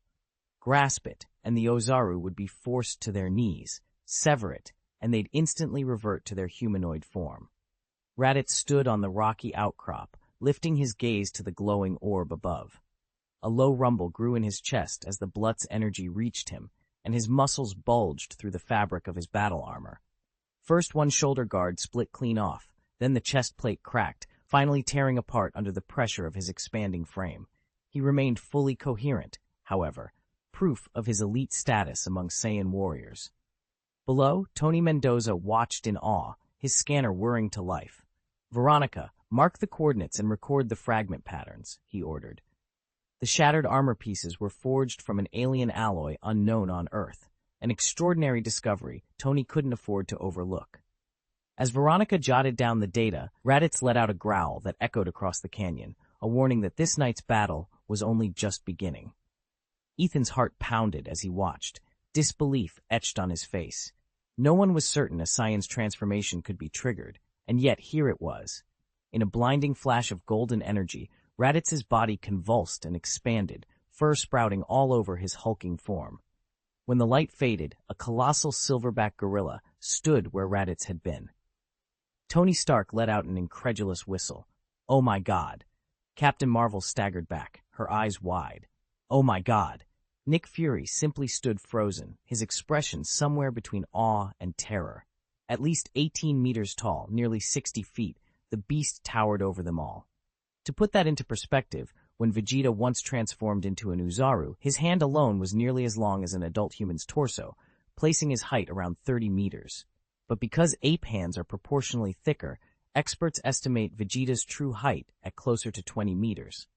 In Bardock's own saga, the Saiyan apes reached skyscraper proportions, demonstrating that their size scales with their power. By any measure, Raditz's form here was a behemoth, and none of them had ever seen anything like it. Even Hulk's transformations, terrifying as they are, still seem to obey the laws of physics. But the Saiyans, how do they get around the conservation of mass? Have they unlocked some kind of biological transmutation that lets a living being convert matter to energy and back again at will?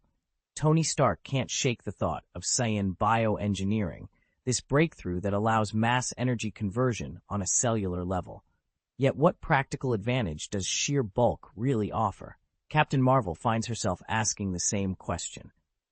She's fought colossi on distant worlds before, but those monsters always moved with agonizing slowness, hamstrung by their own weight, the planet's gravity, and sluggish neural responses. Sure, they boasted impervious hides, but their immense mass made them brittle. One misstep and their skeletons would shatter from within. To someone like Carol Danvers, whose reflexes operate near the speed of light, even a slight delay is all it takes to turn a giant into a sitting duck. That's exactly how she sizes up Raditz at this moment. Slow, ponderous, and painfully predictable. What she doesn't realize is just how fearsome he truly is. Imagine cranking your power level up by a factor of 10. Raditz's is already at 15,000. Ethan stared at the records in awe. Most people had no real sense of what a combat power of 10,000 meant, but the Dragon Ball Saga had made it terrifyingly clear. King Vegeta, whose power level hovered around 10,000, needed nothing more than a flick of his cape to annihilate 3 planets of varying sizes, each sitting light years apart. There was no dramatic buildup, no charged-up scowl, just a casual, offhand gesture unleashing a cataclysmic wave of ki. Even more astounding was an episode in the original Dragon Ball Z series. Vegeta, by then well above a 10,000 power level, lobbed two enormous ki blasts with a single hand, wiping out two warring planets in one devastating salvo before ever setting foot on Earth. And that was before Raditz even arrived. Raditz himself boasted a power level of 15,000 and could casually tear Earth and its moon to shreds. Sure, the rest of the solar system lay too far away to suffer direct damage, but his ki output was effectively limitless. Legend even tells of one ki wave so potent it could have hurled Broly all the way to the sun. And that's no small feat when light itself takes over 8 minutes to bridge the gap. Ethan shook his head, trying to wrap his mind around the scale of such power. It was one thing to talk about numbers in the tens of thousands. It was another to see what those numbers actually meant in the vastness of space. Before unleashing a planet-shattering blast, residual chi always radiates unpredictably, so much so that Saiyan warriors joke about stray ki waves randomly selecting unlucky worlds to destroy. Captain Marvel, still underestimating her opponent, decided to use her speed to end the fight by striking Raditz down. She never saw him coming. In a blur of motion, Raditz shot forward and caught her in mid-attack. Thanks to his Kai-enhanced reflexes and strength, even a great ape form wouldn't move that sharply. He overpowered her before she could react. Though he might not match the absolute fastest combatants, in that instant Captain Marvel simply had no answer. "What?" she gasped, disbelief choking her. All she registered was a massive shadow flashing past her field of vision, and then his hand was around her. With barely any effort, he squeezed. Bones shattered in her arms and legs, a rib collapsed inward, puncturing her lung. She coughed red-hot blood, which spattered from her mouth, nose, and throat as pain lanced through her body. Ethan's injuries should have been fatal. In any ordinary person, the ruptured vessels and torn lung tissue would have sent blood flooding back into the airways, suffocating them within minutes. Yet Ethan wasn't ordinary. His Saiyan-enhanced physiology, an unexpected gift he'd only recently begun to understand, kept him alive. The wounds left him gasping for breath, on the edge of shock, but not beyond recovery. Left alone, he might even have pulled through. Raditz, however, had no intention of letting him live. The Elder Saiyan's easygoing facade masked a brutal delight in dominance. He wanted to show this human just how powerless he truly was, and in the process remind Ethan that even Earthlings could push their limits, if only they embraced the warrior's path. For what felt like hours, though it was only moments, Raditz pressed on, twisting bone, grinding muscle, looking for a breaking point. When Ethan finally fell silent, eyes glazed over, Raditz threw back his head and laughed. "See? Saiyans are stronger than any Earthling! Ha!" The roar of his triumph had barely faded when a distant droning split the air. High overhead, a bomber streaked across a clear blue sky. A single ordnance detached, plummeting toward the battlefield. By human standards, it happened in the blink of an eye. But to Raditz, his reflexes sharpened far beyond mortal limits. It was as though time itself had slowed. The falling bomb, the plane, the tiny aloft pilot bailing out, it all hung in his vision like a still photograph. Raditz didn't hesitate. He drew in a deep breath and unleashed a concentrated beam of energy from his mouth. The attack struck the bomber dead center. In an instant, the aircraft and its hapless pilot were consumed in a fiery blast that left nothing but drifting ashes. Raditz watched impassively as the last embers spiraled into the sky. "Not Hing escapes a Saiyan," he declared, his voice echoing across the scorched ground. "Not even your biggest guns." Tony's eyes went wide as he stared at the readouts, off the charts once more. He just recalibrated his energy scanner, yet the results hadn't budged. The power Raditz had unleashed in that single blast dwarfed humanity's total energy output from the Stone Age to the present by millions of times. What kind of creature could wield such unimaginable force? Tony's fingers flew over the console as he ran simulations of the blast striking Earth, and the results were nothing short of catastrophic. Chapter 351, The Unprecedented Nuclear Strike. Ethan stared at the command center's holoscreens in disbelief. The alien energy signature looming over the Pacific threatened to vaporize hundreds of millions of tons of Earth the moment it hit, and set off a cataclysmic earthquake stretching from California through Nevada and Arizona. The entire western seaboard would buckle, massive chunks of land collapsing into yawning fissures. America itself could be torn apart. What kind of April Fool's nightmare is this? Tony gasped, pacing in front of the main display. His voice trembled with panic. How can we possibly fight back? There was no question that the United States was pulling out all the stops. B-52 stratofortresses screamed overhead, each carrying the three most powerful hydrogen bombs in the American arsenal. Simultaneously, missile silos from coast to coast launched volleys of strategic and low-yield nuclear warheads. The initial blasts obliterated Los Angeles. Within minutes, nearly all of California was gone, turned to smoldering ruin. If we don't go even crazier, the whole country might disappear by sunrise, Tony muttered. Ethan tightened his grip on the edge of the table. Among the scientists and strategic biologists assembled here, the consensus was grim. No single nuclear strike could fell a Saiyan warrior. Their regenerative abilities and power output were simply off the charts. But if they unleashed thousands, or even tens of thousands, of nuclear devices in rapid succession, perhaps they could overwhelm their alien foes by attrition. We're talking about sacrificing everything, Ethan said, his voice low and steady. Cities, ecosystems, America as we know it. But if that's the price of stopping a planet killer, I'm prepared to pay it. Tony gave him a haunted look. You do realize what you're proposing? We'd be condemning millions of our own people. Ethan met his gaze. I know, and I don't take that lightly, but if we don't act now, there won't be a world left to save. The room fell silent as the data feeds ticked over. Outside, the next wave of bombers thundered into position, ready to unleash a tidal wave of fire and radiation. The final countdown had begun.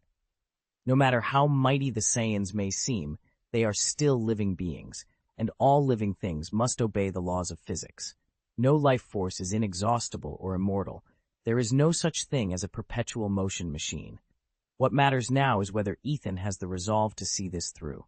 Once the fighting is over, the planet will be left choking on fallout, radioactive clouds that could linger for years. Survival, not victory, will be our true prize. And if Earth is destroyed, there will be nowhere to run, no safe haven for any of us. At present, the United States boasts between 5,800 and 6,000 nuclear warheads. Of those, exactly 1,419 are listed as deployed. The rest remain deliberately unaccounted for. From this hidden stockpile, Ethan ordered a massive strike, over 1,000 warheads targeting Raditz in a single, unprecedented barrage. The sheer scale of that decision has alarmed both Vodka and the Northern Coalition, each a nuclear superpower in its own right. Both have voiced grave concern over the assault, and have even offered to replenish America's arsenal should it prove insufficient. Ethan knows the gamble he's taking. The fallout won't discriminate between friend and foe, hero or civilian. Yet he trusts that, if anyone can bend fate to their will, it's the team standing at his side, even against a Saiyan's might. Because in the end, there is only one rule: stay alive. Ethan stared at the decrypted report on his screen. The Northern Command had just completed an inventory and discovered over 100 high-yield hydrogen bombs still on their shelves, each with an explosive power equivalent to 50 megatons. At the same time, America had deployed 662 strategic delivery systems, ICBMs, submarine-launched missiles, and heavy bombers, carrying a combined total of 1,419 nuclear warheads. And now, every one of them had been launched. They'd been adamant that 1,419 was the final, unalterable count for this tactical strike. No room for error, no fudging the numbers. They even turned down any help from Vodka and the North, two of the planet's other nuclear heavyweights. Trust but verify, as the saying goes, but in their case it was more like trust no one. What if an ally slipped in a dirty bomb or sent along radioactive debris instead of a real warhead? Or worse, what if a simple decimal point slip in the coordinates sent a bomb hurtling hundreds of kilometers off target? Whoever was responsible could always claim it was an honest mistake. Then there was the matter of the old man, America's chief strategist, who quietly withdrew from his post and left the country altogether. A gentleman shouldn't stand beneath a crumbling wall, he declared. If the world was on the brink anyway, he reasoned, he might as well go on vacation. Ethan closed the folder, his mind racing with the implications of a conflict that had just gone fully nuclear. No turning back now. Ethan had no idea what was coming. From the flashes and rumbling, he assumed these were Earth's last-ditch weapons, meant to repel a threat like him. Had he still been in his original Saiyan form, he might have hesitated, dodged at least, but in his current state, an enormous 10,000 power-level great ape, he didn't believe any terrestrial arms could harm him. The first high-yield hydrogen bomb detonated with a blinding flash and a roar. Before he could fully register it, a second and third device went off in rapid succession, each adding its own light, heat, and shockwave. In an instant, the surrounding countryside became a searing hellscape of intense pressure and blistering temperatures. For a moment, the conflagration pushed Ethan to his limits. The heat was so intense that it singed his fur, twisting it into tight, curly ropes. But the inferno was brief. It left him shaken, but largely unharmed. No sooner had he steadied himself than the real onslaught began. Hundreds, then thousands of nuclear warheads rained down, each unleashing its own mini-apocalypse. Ethan hadn't yet recovered from the initial bursts. The after-images of those blinding flashes still danced behind his eyes. To a normal person, the glare alone would have been enough to render them blind. To him, it was little more than a dimmed Kamehameha wave, annoying but hardly debilitating. Shaking his head to clear the lingering spots before his vision, Ethan let out a roar that echoed across the ruined landscape. The planet had unleashed everything it possessed, but he remained standing, fur singed, pride wounded, but otherwise intact. In an instant, the barrage descended. Boom, boom, boom, boom, boom. 1,000 simultaneous nuclear detonations turned the night sky into a hellish dawn, each blast burning like a sun vying for supremacy overhead. The very air in the impact zone was ripped away, reduced to a theoretical vacuum. Blinding light, searing heat, and deadly gamma radiation poured forth, conditions in which no ordinary being could survive even a single heartbeat. Captain Marvel, grievously wounded, relied on her energy absorption power to stitch herself back together. She stared at the mushroom clouds in stunned silence. She wasn't furious that America had unleashed so many warheads. After all, she had been beaten. Had she been strong enough to fend off a nuclear strike, she wouldn't be standing there now, calm and wary. The shock wave and electromagnetic pulse tore through the landscape, lifting cars and houses as if they were sheets of paper. The onslaught felt eternal. The cosmos itself had been swallowed by a vast, blood-red sphere that blazed like a second sun. Every familiar star vanished, replaced by a molten glow that set the horizon ablaze. In total, nearly 2,000 warheads detonated at once, and, unbeknownst to the world, 400 more had been launched in secret. Raditz's sudden shift from humanoid form into a towering ape threw the world's defense systems into chaos. Weapons analysts scrambled to calculate targeting data, but there simply wasn't time. Captain Marvel lay defeated, Tony Stark had vanished, and the Hulk was literally torn to pieces. No one could predict how far Raditz would go once he lost control, and could any nuclear strike possibly keep pace with a foe who, in his human guise, flies at 10 times the speed of sound, then reverts to a rampaging gorilla? Waiting for the ape transformation offered the best chance of a hit, but there was no time to refine the numbers. In the end, the world's nuclear forces hurled 400 more warheads into the sky, swelling the global total to 1,819, an unprecedented salvo. Even so, it was nowhere near enough to redraw the map. Humanity had spent decades overestimating the true reach of its arsenal. Even if every nuclear weapon on Earth detonated simultaneously, the overall destruction would still fall short of a major hurricane, a cataclysmic volcanic eruption, or a magnitude 9 earthquake. Moments after the launches, the shock wave from the blasts circled the globe twice.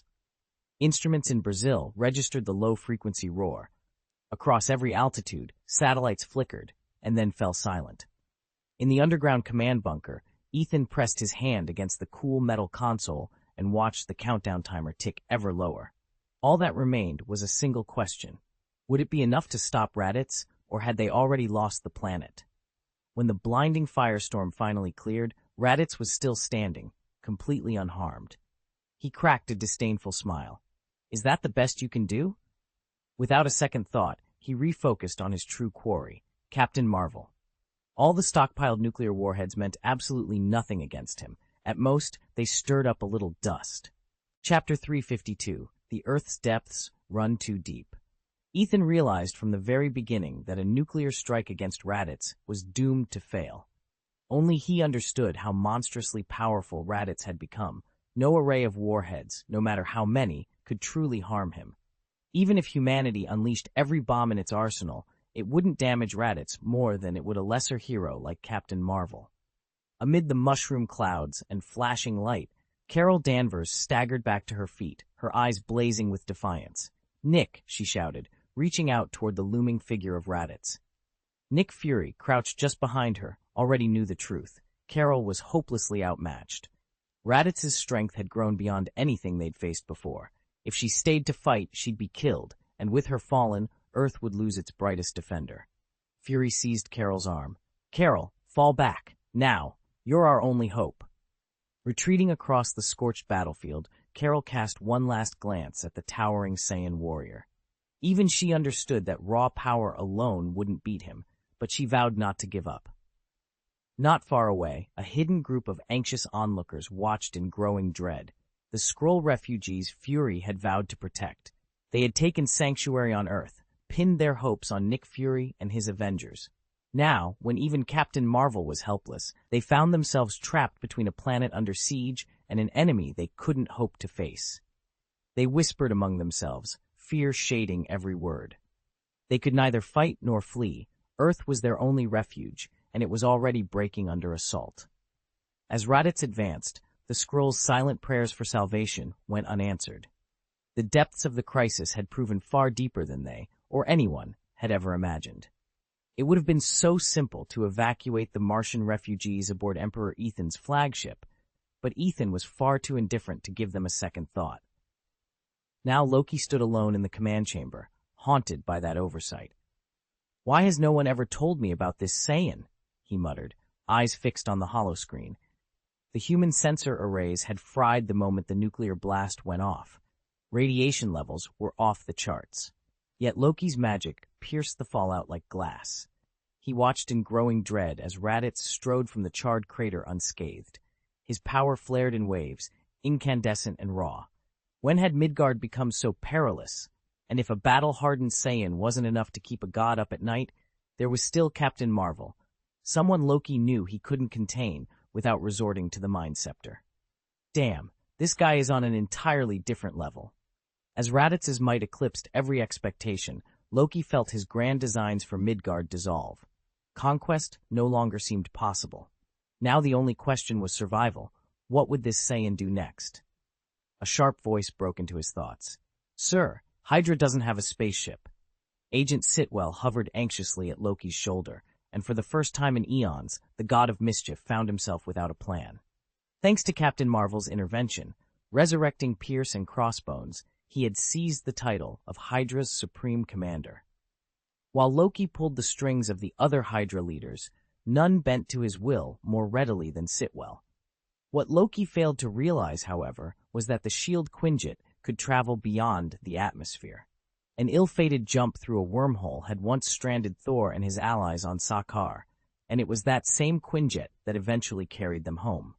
Now, perched atop one of S.H.I.E.L.D.'s orbital stations, Loki's confidence wavered. "Where is Black Caesar?" he snarled at his underlings. He needed the notorious crime lord's protection, and preferably a star-worthy vessel. Even the humblest spacecraft would feel like a palace compared to his exposed position.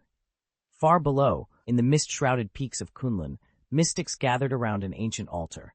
Their chanting spoke of the breath of devastation, the unspeakable demon from the void. Every whisper carried dread. If that entity broke free, Earth would face an apocalypse unlike any other. Across the globe, every superhuman agency felt the tremors left in Raditz's wake. His key blasts had rattled the planet's core so fiercely that even the titans sealed within the Earth began to stir. The Ancient One, Earth's supreme sorcerer, was pouring all her might into containing those ripples. Yet she knew it was only a matter of time. Should Raditz continue his rampage, the slumbering child at the planet's heart would awaken. At that same moment, in a dingy American prison cell, Ethan, blonde hair in disarray, huddled under the bed. His heart pounded with every distant alarm. He had no idea the storm slowly gathering outside was about more than just a jailbreak. It threatened the very fate of the world. Ethan's tenuous addiction to the void had finally snapped free. With both inmates and guards long since vanished from the containment facility, who would bother caring if a supposed junkie stumbled through the streets? Yet only Ethan perceived the true madness unfolding around him. In Midtown Manhattan, a bespectacled young professional stood transfixed before Raditz, her lips glistening with drool. "It's enormous. It must taste incredible," she murmured, her voice half lost in awe. No one else seemed to notice her rapture, or the other impossible sights erupting across the skyline. Ethan understood why. The hulking figure who'd shared his cell was not human at all, but a sentinel, a living weapon meant to police mutant kind. He'd erased his own memories and locked himself away, terrified that the void persona within would break free and lay waste to everything. And that drooling woman? She was Ganada, daughter of Galactus, one of only 2 devourers of stars left in the cosmos, capable of consuming entire worlds for sustenance. As Ethan gazed down at Earth's oceans, now seeming fathoms deeper than ever, his mind reeled. None of these beings belonged in the filmic reality he'd grown up with. Sentinels, Galactus's spawn, they were creatures of comic book myth, not the silver screen. Had his very presence here begun to bend the universe toward its printed origins? After all, the MCU had already flirted with the Eternals and the Celestials. Why not, in this fractured moment, let the Sentinels and the daughter of a planet-eater slip through the cracks as well? And yet, the visions were no hallucination. Ethan, whose true name was Robert Reynolds, knew all too well the darkness he carried inside. Once a homeless drug addict, he had clawed his way back from the brink. Now, as the boundaries between fantasy and reality dissolved, he steeled himself for the war no one else even saw coming. Chapter 1. Night had fallen over the university campus when Ethan slipped through a side door of the science building. He'd come for illicit drugs, small vials he'd stolen from shady contacts, desperate to numb memories that felt bigger than his life. But in the dimly lit lab, he found something else, a row of unmarked bottles, each pulsing with an eerie, iridescent glow. One of them held the professor's secret formula. Before Ethan could catch himself, he'd uncorked it and swallowed it whole. The effect was instantaneous. A crackling surge of energy shot through him, lifting him into a realm beyond human senses. But power this raw demanded a balance. Within Ethan's psyche, a dark alter ego awoke. It called itself Nulla, the embodiment of pure emptiness. Where Ethan felt resolve, Nulla felt only void. Where he sought to help, Nulla hungered to destroy. Fearing what this entity could unleash, Ethan resolved to protect everyone he cared about. Drawing on the professor's formula, he reforged the memories of every witness, erasing all recollection of the laboratory break-in, of the formula, even of himself. In their place, he planted the simplest explanation. Ethan was a low-level drug addict, another petty criminal. If Nulla ever shrieked for chaos, no one would know who Ethan really was, and thus no one could trace the threat back to him. Word spread quickly. Polis records listed him as an inmate with a history of drug possession and minor vandalism. To the outside world, Ethan was a worthless addict hiding out in back alleys. Only he, and the void that lurked inside him, knew the truth. Half a universe away, another strange tale was unfolding. Ganada had always sensed she was different, but she could never pinpoint why. Rumors followed her like shadows. Some said she was a celestial princess, others a harbinger of doom. The reality was far more bizarre. Billions of years ago, in the aftermath of the Big Bang, Galactus, one of the universe's 5 godlike beings, absorbed waves of raw cosmic energy. Deep within his vast form, a tiny, parasitic creature took shape. A cosmic tapeworm, nourished on the very fabric of creation. Over eons, it matured until at last it was reborn outside his body, into a child, Ganada.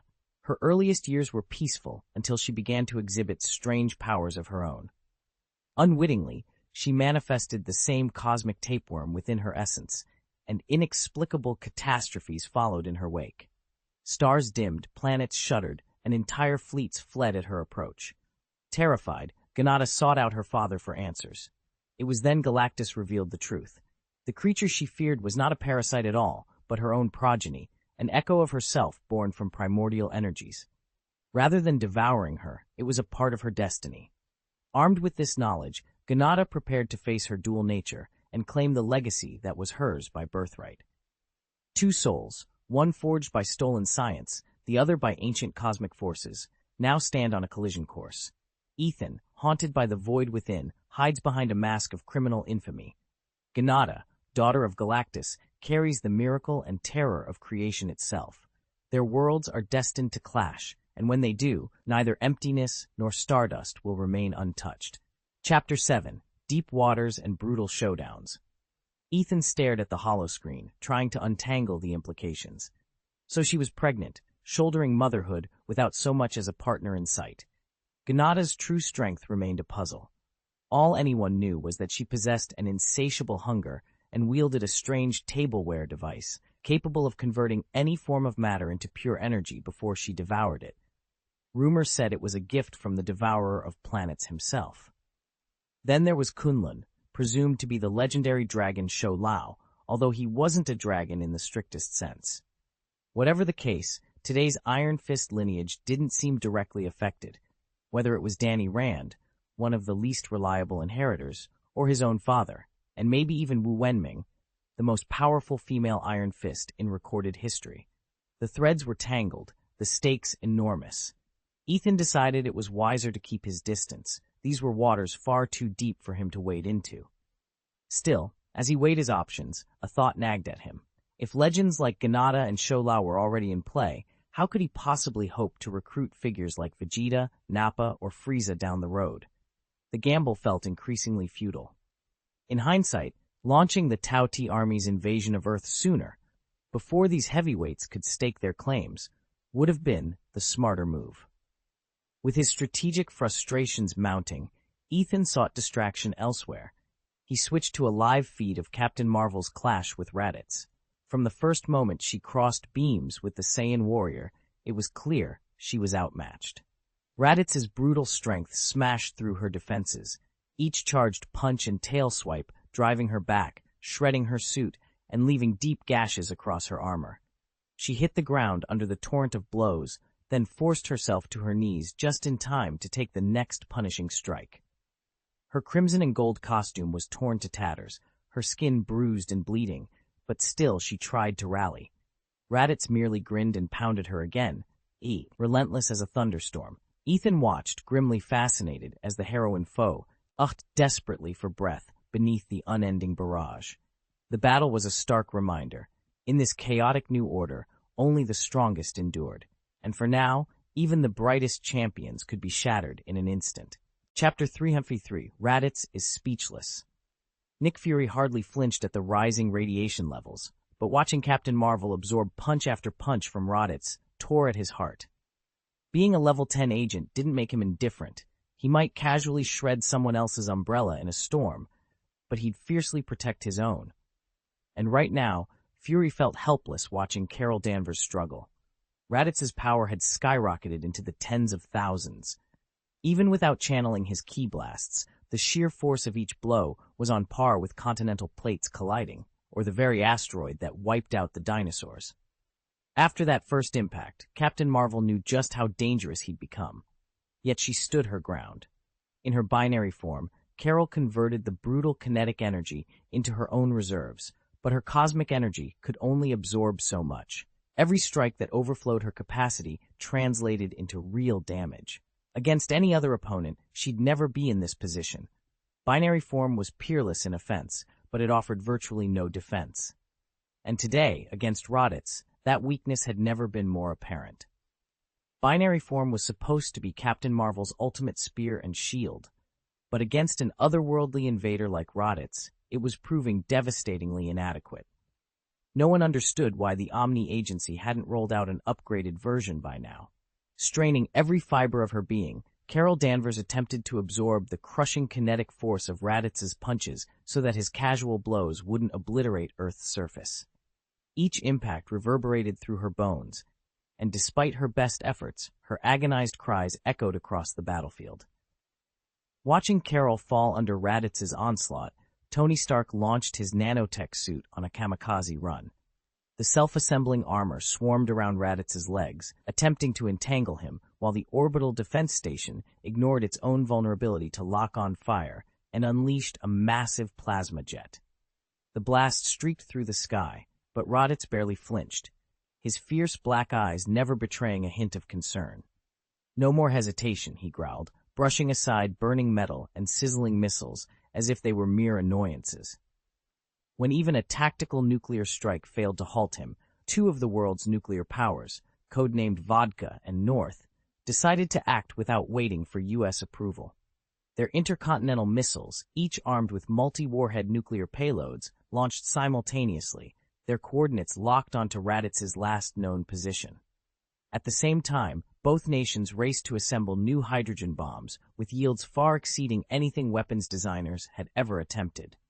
The grim reality was undeniable. Humanity's greatest deterrence had been rendered impotent by a single extraterrestrial warrior. And yet, despite the overwhelming odds, the forces of Earth refused to bow. As missiles streaked toward Raditz, nations held their breath and prepared for the moment when somehow someone would have to stand against an enemy who seemed unstoppable. All the world's governments, everyone except America, had already thrown in the towel, hoping to placate Raditz and survive.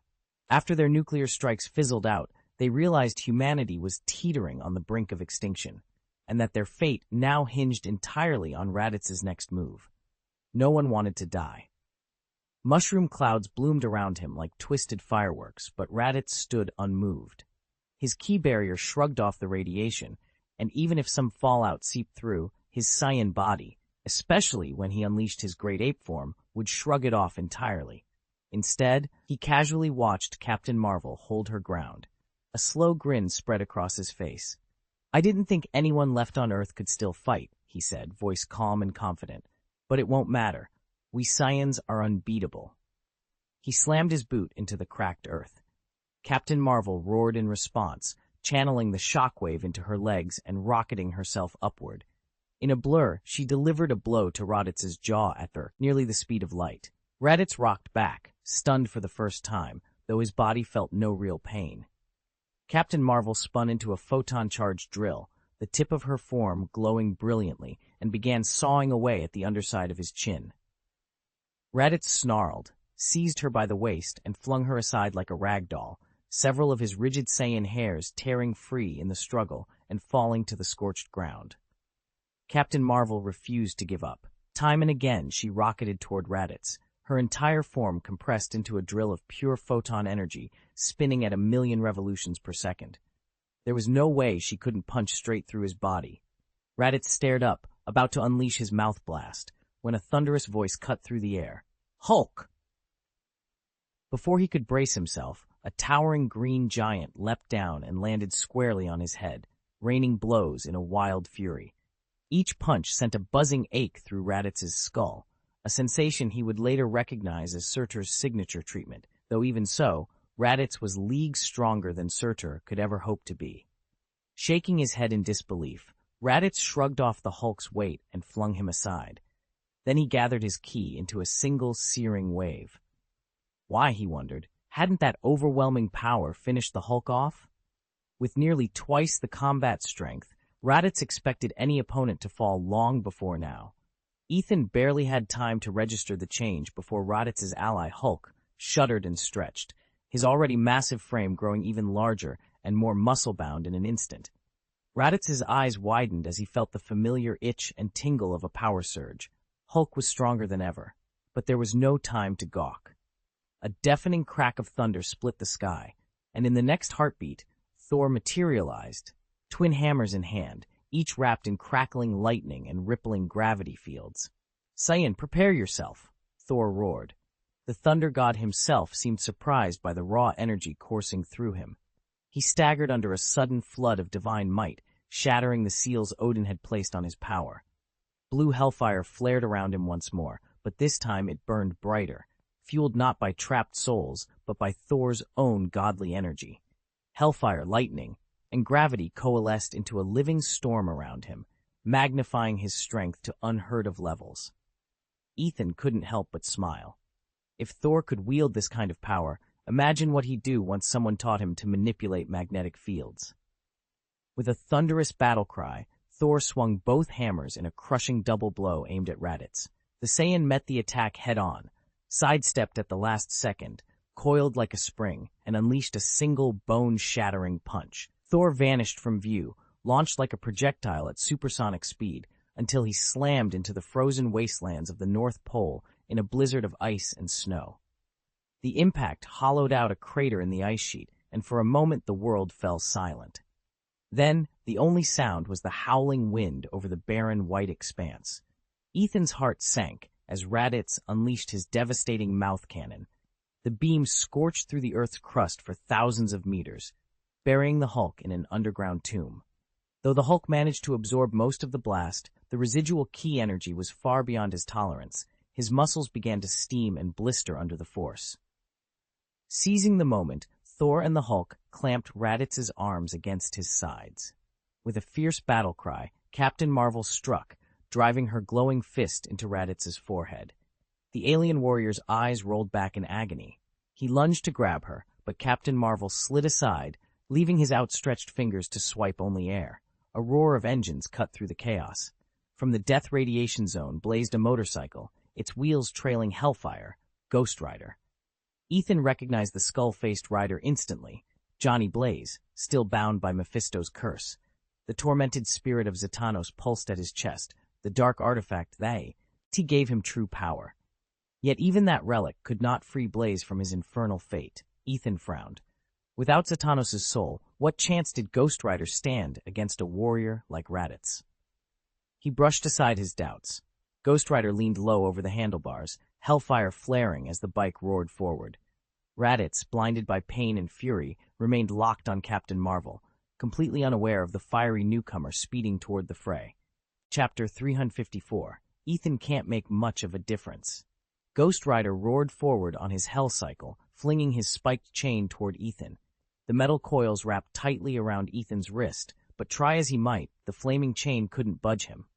Just then, Captain Marvel skidded to a stop, eyes wide at the sight of a motorcycle-riding Fire Skull warrior. She hadn't set foot on Earth in years, and in that time it had seemingly transformed into a carnival of the bizarre. "What on earth is that?" she muttered. Before she could react further, Ethan closed the distance and snatched her up in a crushing grip. The power disparity was staggering. He was used to battling colossal beasts, giant apes and the like, that shattered under his strength. Captain Marvel had survived so far only through nimble evasions and split-second dodges. But a hero can dodge dozens of strikes, yet still fall to a single perfectly placed blow, and in that moment, Ethan pinned this stubborn mosquito at last. Yet as he secured his hold, the world around them began to ripple and fracture. Ethan froze, staring in amazement at the shifting layers of reality unfolding before his eyes. Ethan watched, heart pounding, as Raditz's eyes darted to his outstretched palm, and found it empty. "What just happened?"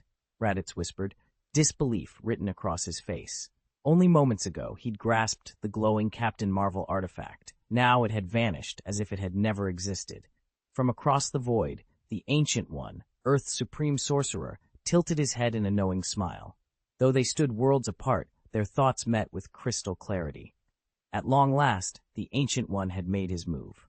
If Raditz's rampage continued, Earth itself would be torn apart, and buried within its shattered core lay the dormant celestial egg, waiting to awaken.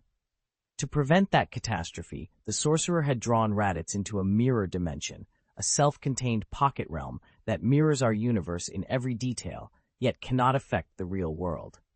Inside this enchanted space, Raditz's powers are contained, and escape is impossible without a genuine spatial portal, not even by the caster's own hand. Ethan steadied himself for what would come next. The trap had been sprung. Now there was nowhere for Raditz to run. Ethan stood at the edge of the shimmering barrier, watching the strange landscape of the mirror realm ripple before him. In the real world, this mirror is nothing more than a higher dimensional reflection. But here, once you learn to bend the rules of spatial magic, you can dismantle and reshape it at will. Ordinary three-dimensional space, as we know it, loses all meaning. Through this mirror realm, you discover that the original space can fold in on itself, and everything contained within bends and shifts along with it. Stones pile atop the sky, corridors loop back into one another. Matter and empty air alike become malleable as the planes overlap, because this world exists on a different spatial latitude. The world we inhabit remains three-dimensional, but this place operates under an entirely separate geometry. Ancient wizards have long used the mirror realm to study new spells or keep a hidden eye on the mundane world. Its greatest purpose, however, is tactical. By bending space to their advantage, a supreme wizard can craft a battlefield tailored to their powers, walls and chambers rising and falling at a thought, traps forming from thin air. Mastering this field magic is a rite of passage for every supreme wizard. Ethan's eyes narrowed as he traced the shifting edges of the world around him. He understood now why only the most powerful mages could hope to control this domain, and why it terrified even them. A sudden roar snapped him back to the present. Raditz, his rival in this strange contest of powers, hurled himself forward. The air around Raditz's jaws crackled with energy until it coalesced into a single, searing beam. Without warning, he unleashed it, and the blast tore through the mirror city like a cannonball, reducing towers and arca, monuments to rubble in an instant. Ethan braced himself, dust and fragments raining down. The battlefield he had been studying was already collapsing, and the real battle had only just begun. Ethan's eyes flickered with surprise at Raditz's sheer destructive power, but he didn't falter. With a flick of his wrist, layers of mirror space rippled into existence, sealing every gap between the city's high rises. Then, as if summoned by some colossal mold, tens of millions of identical skyscrapers materialized overhead and crashed down toward Raditz. Raditz caught sight of Ethan's reflection and unleashed a furious ki blast from his mouth. Ethan calmly raised one hand, and the entire mirror space rotated, tossing Raditz helplessly through dizzying shifts of up becoming down and left becoming right. The giant buildings tumbled like clothes in an industrial drum washer, each fresh copy smashing into Raditz again and again. Still, the Saiyan would not yield. With a roar of rage, he shot upward, tearing himself free of the disorienting gravity. Hovering above the shattered remains of the phantom cityscape, Raditz clenched his fists and began gathering energy for a final, all-out strike. Ethan watched him coolly, voice laced with reluctant respect. Saiyans, truly formidable. Without a second's hesitation, he drew upon the dread power of Dormammu himself. The dark energy surged at the Ancient One like a tidal wave. In a single, fluid motion, he grasped the Eye of Agamotto, drawing its power around him. Through the artifact's emerald glow, time itself unraveled for Raditz, rewinding him to the very instant before his great ape transformation ever began. Across the barrier of realities, a fully healed Hulk reappeared in the mirror dimension. Disoriented, he blinked against the shifting light, trying to make sense of the strange new world. Then his eyes locked onto Raditz's silhouette, and fury ignited within him. "Hulk smash Saiyan!" the green behemoth roared. Raditz whirled, aghast. His memories felt scrambled. There was something vital slipping through his mind. But he had no time to recover. With a single, thunderous punch, Hulk sent him flying across the chamber. From somewhere close at hand, Ethan's voice whispered in Guyi's ear. "The Saiyans endangered Earth. I did what I had to do to protect it." Guyi nodded, her expression calm.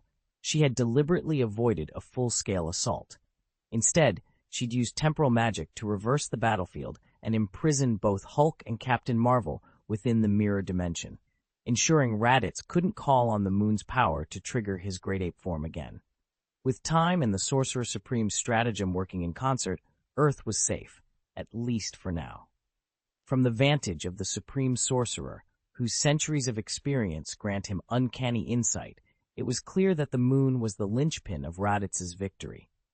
By trapping Raditz inside that mirrored dimension with only a deserted city, she'd effectively cut him off from the moon's power and denied him his great ape transformation. Ethan had originally intended to intervene, just as Black Caesar might have, but with the Eye of Agamotto in play, the Ancient One would annihilate any would-be savior, Vegeta included. Raditz stood no chance against a Hulk and Captain Marvel, each amplified to a power level north of 1,000. Unfazed, Raditz silently summoned his own moon, channeling his ki to recreate its gravitational pull. Without that lunar surrogate, he'd be unable to stand shoulder to shoulder with Vegeta and Nappa. Indeed, he'd fall below even a mid-level cultivator's strength. His true aim in seeking Kakarot, of course, was to harness Goku's legendary great ape form, an ability that would catapult his combat power into the multiple thousands. Chapter 355, The Most Terrifying Prisoner in History. The Ancient One watched in astonishment as Raditz's form blurred and expanded into that of a colossal ape. It was unexpected, but somehow made sense. If Saiyans truly possessed that power, they couldn't rely solely on a natural moon to trigger it. What if the moon weren't there when they needed it most? Before she could draw out the thought, time itself snapped backward, and Raditz's transformation unraveled. Moments later, Captain Marvel and the Hulk emerged from the mirror dimension, dragging the dazed Saiyan between them. The Ancient One released her hold on the portal just as Nick Fury arrived at ground zero of the nuclear blast. Through the haze and debris, he spotted Carol Danvers and Bruce Banner, the latter now safely reverted to human form, escorting Raditz, unconscious, defeated, and bound like a subdued animal. Fury's jaw tightened. He remembered, all too well, the Ancient One's warning about the raw, catastrophic power Raditz wielded as a great ape. And yet here he was, captured. Fury stepped forward, composing himself. "Let's save the celebration," he said, voice clipped. "First things first, secure our prisoner." "I'll handle it," Carol replied, her tone just as focused. She checked Raditz's restraints once more, ensuring they would hold him even if he awakened furious and feral. Fury offered a curt nod. "Good, then let's move." As they prepared to transport Raditz to a maximum security facility, each of them understood that this was only the beginning. Even bound and unconscious, the Saiyan's potential for destruction and the mystery of how they'd managed to stop him loomed large on their minds. Tony Stark gathered the team to discuss the containment of history's most fearsome warriors, the Saiyans. Without a word, he revealed his solution. Raditz was now locked away in Stark's remote space fortress. "It's light years from Earth, with plenty of buffer space," Tony explained, arms outstretched. "The hull's made of vibranium, virtually unbreakable. Not even a Saiyan could bust out." He paused, tapping a holographic display. "Besides, isolation has its perks. Earth's still in chaos. Ultron's uprising never fully ended. After we dealt with the alien threat, Ultron and his robot army vanished without a trace." Nick Fury's eyes narrowed. "That disappearance was your doing, Stark. Now we have no idea what Ultron might be planning with those bots. This has to stop." Fury paced, his frustration barely contained. "You're more of a danger than these creatures." Tony shrugged, then straightened. "I've got a plan to fix Jarvis, and more." He tapped a command on his wrist gauntlet. "We're building a colossal space-based server out of nanobots. It will house Jarvis, Friday, and our newest AI, Veronica. Once it's online, Ultron won't stand a chance." He turned to Fury, determination blazing in his eyes. "Trust me, I'll solve this, no loose ends." And with that, Stark set to work, determined to secure both Earth and the universe from whatever threats lay ahead.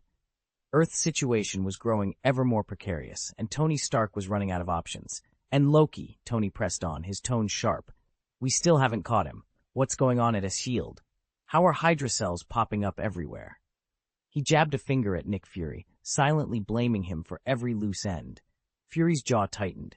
If Carol Danvers hadn't intervened moments ago, Fury might have felt the barrel of his old friend's gun. He forced himself to stay calm. "I'll clean up Hydra," he promised. "As for this Saiyan, hand him over to you, Tony. I won't interfere, this time." Nick Fury wasn't happy, but he had no better solution. Rebuilding a secure facility to detain Ethan would take months, time they simply didn't have. To the public, S.H.I.E.L.D. declared the Saiyan threat eliminated, and the alien invasion officially over.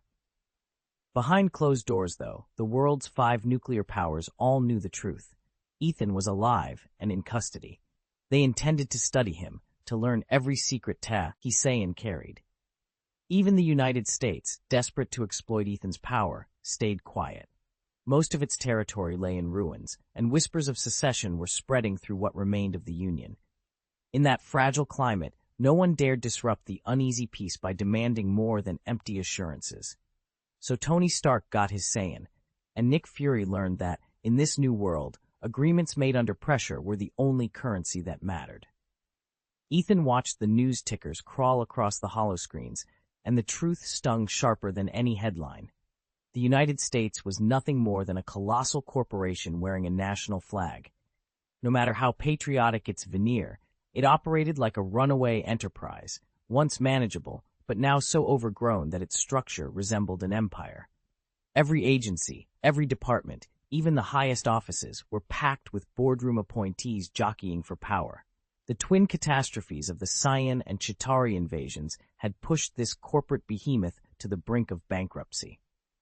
Stockholders, political leaders, military chiefs, and industrial titans were frantically scrambling to stop the hemorrhaging before the whole thing collapsed. These crises alone had left the country stretched impossibly thin. Even the most devoted patriots could see it. America, the world's hegemon, its self-appointed police force and greatest military power, now stood on the verge of disintegration. Worse, the Ancient One had chosen not to rewind time in the real world, leaving the devastation intact. Some whispered she had done so deliberately, a calculated gambit known only to her. Meanwhile, Tony Stark had reconstructed every detail of the Saiyan battle, piecing together data from Captain Marvel, the Hulk, and his own extensive records. And despite the chaos, Captain Marvel herself refused to abandon Earth, vowing to stay and help see humanity through whatever came next. Captain Marvel's mission roster was growing alarmingly long. First, Nick Fury, her oldest ally, needed her help cleaning up Hydra's remnants and hunting down Loki, the Asgardian who had reopened the portal for the Chitauri invasion. Second, she had to ensure Raditz, the rogue Saiyan, didn't slip through her fingers. The only ones strong enough to stand against him were herself, the Hulk, Hydra's enforcer known as Black Caesar, and Emperor Ethan on Mars. Stark had already warned her that Ethan was reluctant to get involved. That only made Carol bristle. She planned to drop in on him personally and see if she couldn't change his mind. And if that wasn't enough, she was bracing for yet another alien assault. Between the recent dual incursions and the earlier Kree War, Earth was on track to suffer its third invasion, hardly the sort of attention a backwater planet was supposed to attract. So her priorities were clear. 1. Track down Hydra cells and capture Loki before he can open any more gateways. 2. Confront Black Caesar and assess just how dangerous his rumored power really is. 3. Prevent Raditz from escaping, because if there's even a chance he'll regroup and strike again, she'll be ready. 4. Persuade Emperor Ethan to step off his throne on Mars and help save Earth. She'd faced down Saiyans before. Handling one more enemy, no matter how formidable, was just another day on the job. Ethan and the others hit it off with Thor almost immediately. The Asgardian prince was eager to find his brother and recover the cosmic cube so he could repair the Rainbow Bridge, bring Loki home, and set things right in Asgard. In exchange for their help, Thor offered to lend his strength to Earth's ongoing crises, a deal everyone found mutually beneficial. Meanwhile, Tony Stark remained as selective as ever. He dismissed the idea of inviting Captain Marvel or Thor into the Illuminati, reasoning that the secretive group demanded not just raw power, but razor-sharp intellect, and he wasn't about to lower the bar. Back at Stark Tower's medical bay, the alien warrior Raditz, whose vitality was off the charts, stirred sooner than anyone expected. The moment his eyes cracked open, a ripple of unease passed through the room. Tony couldn't hide a flicker of anxiety. Legend said one blow from this newcomer could level a city. Catching himself, Stark plastered on a grin. "So, what do you think of your quarters?" he asked, gesturing toward a sleek, custom-built suite just beyond the biocontainment doors. "We spared no expense." Chapter 356, Big Trouble is Coming. Raditz lay battered inside the unbreakable vibranium cage, every inch of his Saiyan body aching. He glared at Tony Stark with contempt, lips curling into a sneer. Tony felt a pang of guilt. He'd restrained the alien warrior in this cell without truly understanding Saiyan physiology. For safety, he'd limited his treatment to a simple saline IV, just enough to keep Raditz alive. "You Earthlings are fools," Raditz spat, his voice hoarse. Tony folded his arms, forcing a smirk. "Fools? Don't flatter yourselves. Earth is a lot more dangerous than you give it credit for. You picked the wrong planet to invade, alien monkey." His words were a dagger, meant to throw Raditz off balance and then buy Tony time. Inside he was uneasy, haunted by the knowledge that Raditz held secrets his cage couldn't contain. Raditz's sneer deepened. He coughed violently, blood staining his fist. "Feel proud while you can," he rasped. "Your precious people won't escape the doom that's coming for them." Tony's heart thumped. What are you talking about? Raditz managed a ragged laugh, then coughed again. "Want to know?" He paused, pain flashing in his eyes. "It doesn't matter. You'll both die soon enough." "Then tell me," Tony demanded, stepping closer to the cage. Raditz's chest heaved, each breath a struggle. "Big trouble is coming," Raditz wheezed. His eyes went distant, as if staring into an awful future that Tony feared he'd unleashed. Raditz let out a harsh laugh. "You see this device on my face? It doesn't just detect life energy. It's also a communications transmitter." Ethan's heart skipped a beat. A communications device? He'd been certain the Saiyan pod couldn't call for help. That was why he'd sealed their ship in a lead-lined, graphene-reinforced vibranium containment chamber. Without any obvious beacon or reactor, he'd assumed it was safe to study the craft at his leisure. And that little gadget, which he'd dismissed as just another power-level scanner, was actually relaying every scrap of data straight back to Raditz's allies. How could so much functionality fit into something so small?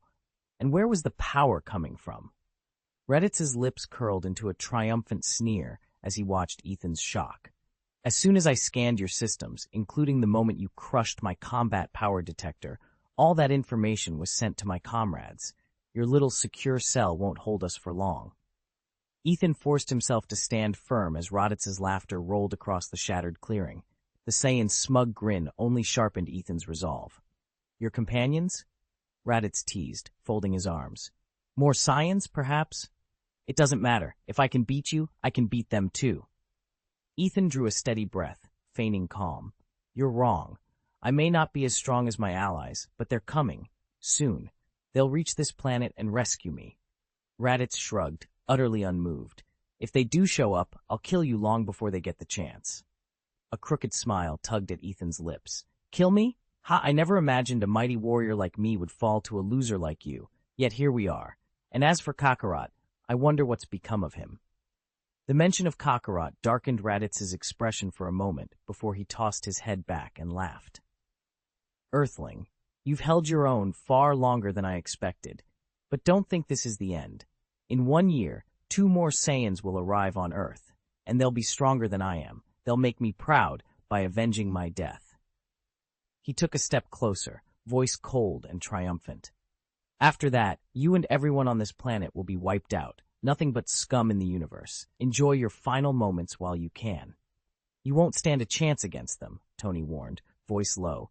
"You'd better be praying they don't show up again."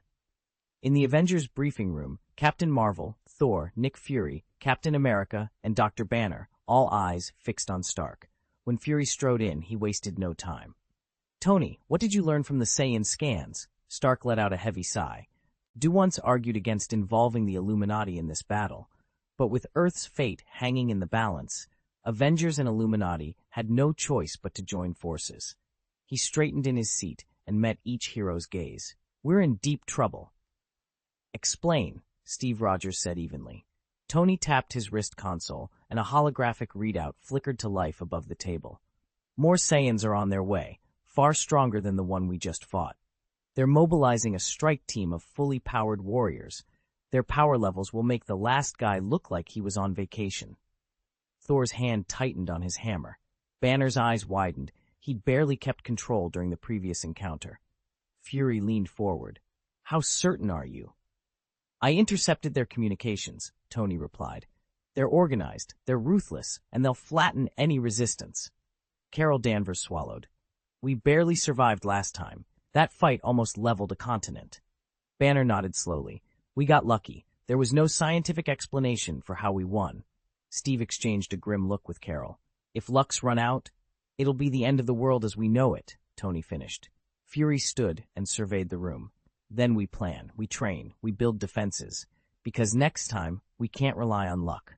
Silence fell as the heroes absorbed the gravity of the threat. A new war was coming, and this time, none of them would survive on fortune alone. The Ancient One, Earth's Sorcerer Supreme, had no patience for further interference. With a swift incantation, she rewound time itself and scrubbed the memories of both Captain Marvel and the Hulk. Even if the fight were replayed from the start, Carol Danvers and Bruce Banner wouldn't stand a chance. Tony's voice crackled anxiously over the comlink. That Saiyan's wearing a covert communicator on his face. They've recorded everything that happened here, and they'll come back for payback sooner or later. Could be next year, could be 10 years from now. We just don't know. He ran a hand through his hair. He'd already reached out to Ethan, begging him to take Pepper in. As long as they were under Ethan's protection, he felt marginally safer. But even as he accepted political asylum, Tony admitted to himself that he'd find a way to slip away at the last second. No looking back. Let them come, Thor boomed, striding into the room. Midgard is under Asgard's watch, and the Saiyans are our enemies. I welcome the challenge. True to form, Thor's bravado was unshakable, except for one thing. Facing the Hulk without Mjolnir in hand was the only clash that ever gave him pause. Ethan scanned the room and shook his head in disbelief. Who in their right mind would volunteer to fight that creature unarmed? Nick Fury and the others bristled at Ethan's remark, and at his blunt insistence that Earth now belonged to Asgard, but they all knew they needed that power. No one dared contradict him. Enough talk, Fury growled. We don't have time to argue. When the Saiyans arrive, you'll need more than today's lucky break to survive. A tense silence fell over the team. Black Widow and Hawkeye exchanged uneasy glances. Sure, they'd handled every threat Earth could throw at them. But Saiyans? That was an entirely different level. Chapter 357, Searching for Black Caesar. We must unite and rally every resistance cell on Earth, Captain America declared, voice firm. We have a real chance to win this time, but we might not get another. Captain Marvel looked up from the holomap. Steve, anyone on Earth with the power to handle this threat is already here. He paused, uneasy. He'd heard Steve's stories of legendary allies, tales so epic they made even tall heroes feel a bit short. Standing in person, Captain America was still imposing, but undeniably human. There's someone else. Cap shook his head. Who do you mean, Ethan? Tony Stark and Bruce Banner exchanged glances, thinking of Ethan, formerly known as Luthor, who'd shown remarkable skills in the field. Only Nick Fury named the figure weighing on his mind. Black Caesar.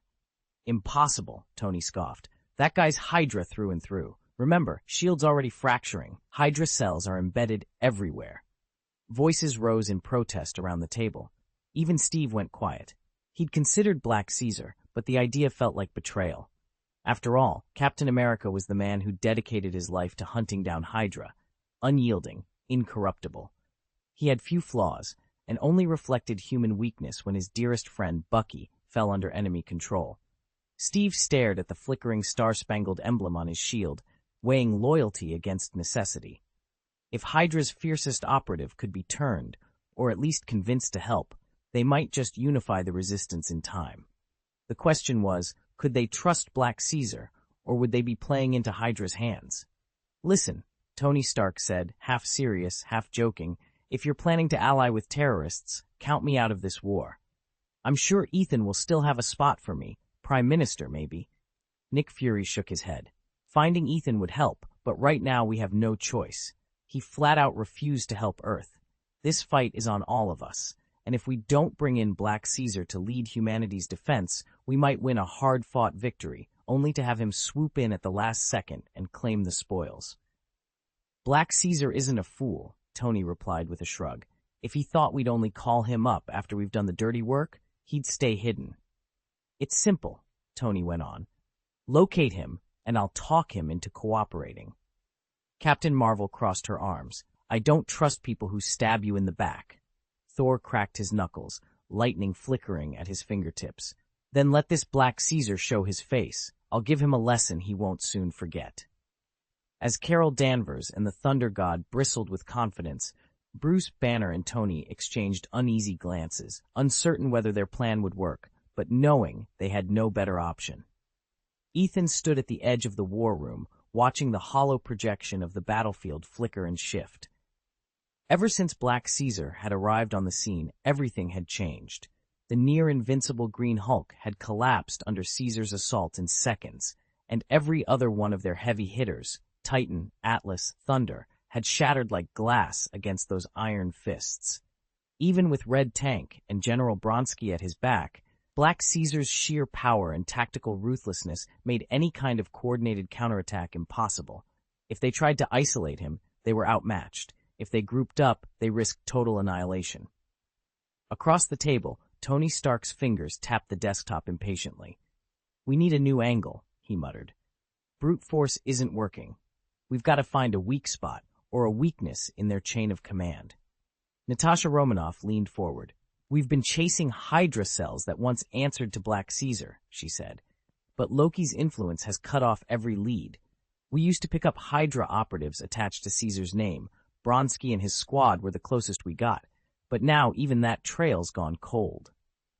At a separate briefing room deeper in the facility, Rocky and the rest of Hydra's resistance cell listened grimly as Ultron's emissary strode through the door. It was odd to see a robotic envoy on Hydra's home turf.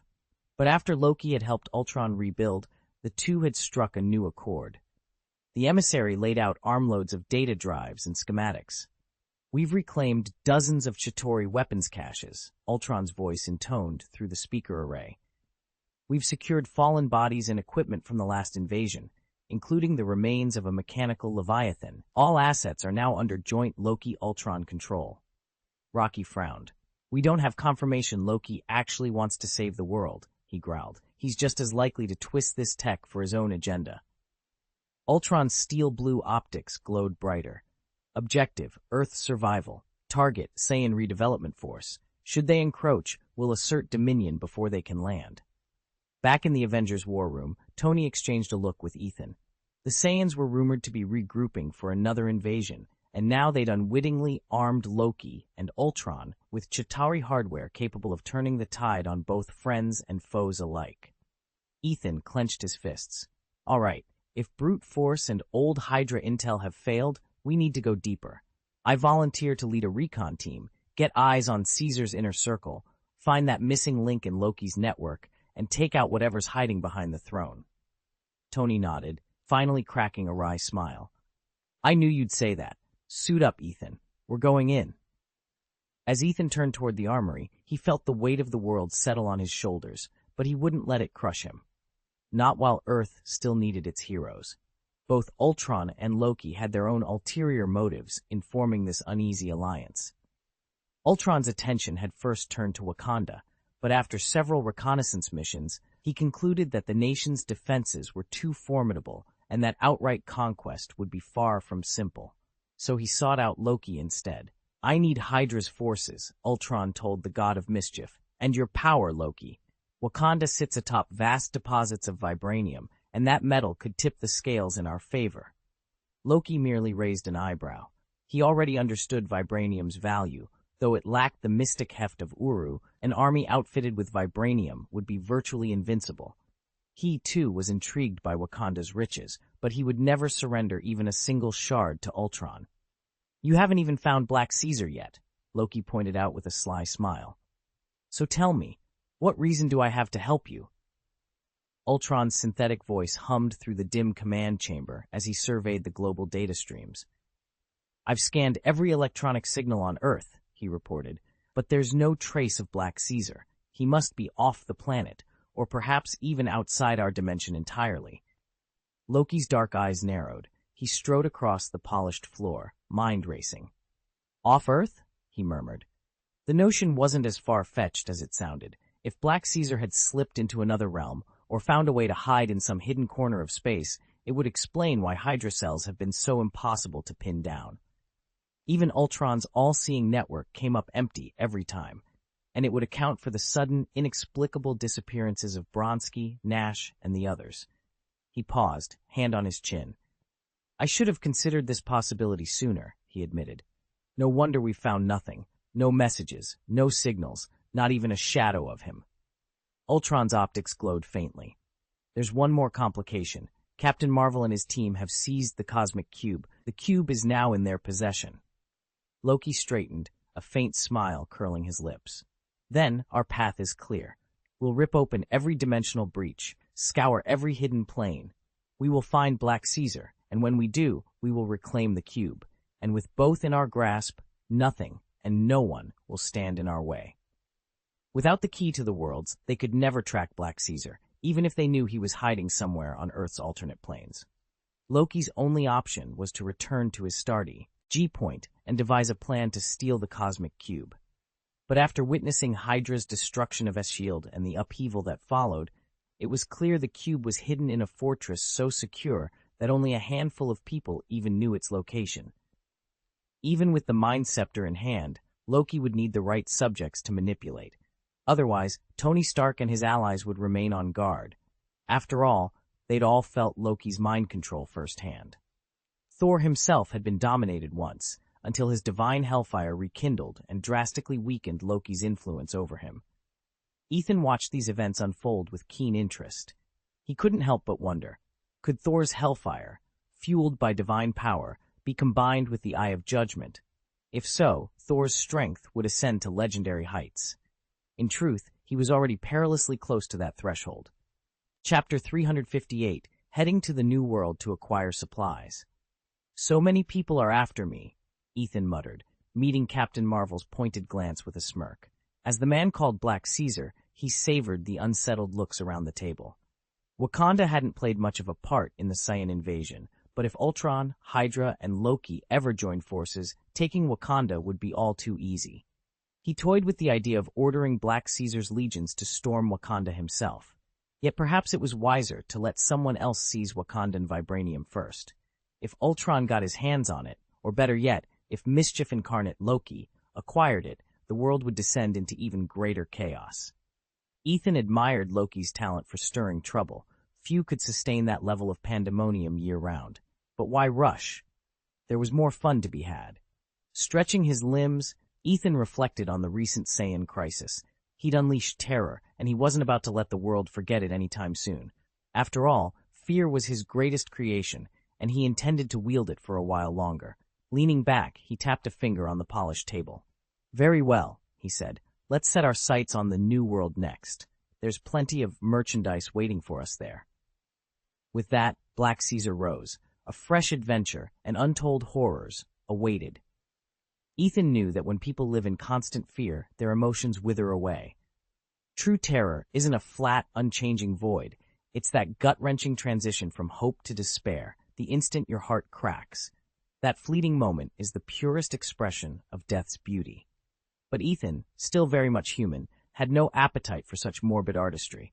He had a simpler goal, to harvest the raw energy born of fear and anguish.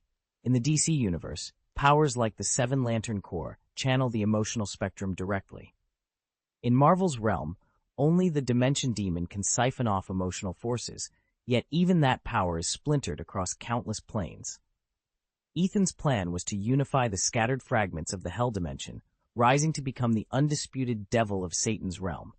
Only then could he command all the negative energy and emotional power at once, elevating himself to a multiverse-level devil. Chaos was his chosen instrument.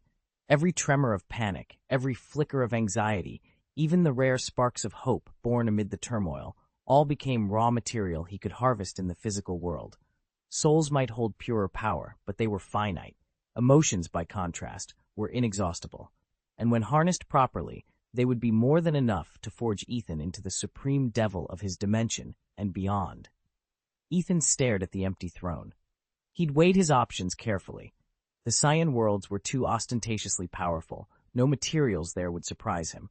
The DC universe held promise, but he had no desire to snatch anything from their champions and risk becoming a marked target. So he chose to rely entirely on his own ability, dimensional travel. As soon as he activated it, the throne room around him dissolved into nothingness. A familiar, constricting pressure built around his chest. Yet this time, it was little more than a distant tickle against the surge of power in his veins. The passage ahead of him expanded until it was as vast as the earth itself, its walls shimmering with fractured light. Within that corridor, Ethan could watch every detail of his surroundings as if he were floating above them. He took a moment to study this ability more closely, his capacity to slip through time and space. Since merging his native energy with the raw force of the space gem, every new layer of power had only deepened his confusion. Was time travel truly a function of spatial manipulation, or had he tapped into something even more exotic, a dimension-spanning gift beyond mere chronology? If such an extraordinary power existed, why did his inner demon of dimensions remain completely unfazed? The question throbbed at the back of his mind, nagging him with unanswered riddles. Ethan shook himself free of the mental fog just as the corridor spat him out into another realm. The air here was still, charged with an almost electric calm. He drifted down until his boots brushed the ground, barely disturbing the surface. No sooner had he landed than a blinding orb of energy streaked toward him, trailing sparks of light like a comet.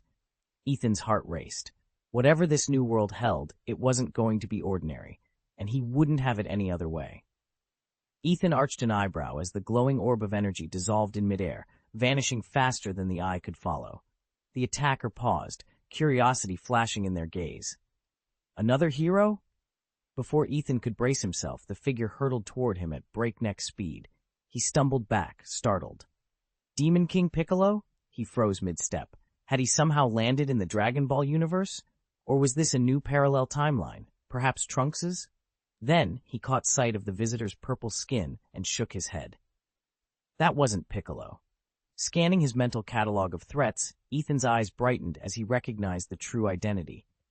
No, Vaccine Man from One Punch Man. A grin spread across Ethan's face. Just moments ago, he'd been mulling over where to find supplies in this strange new world.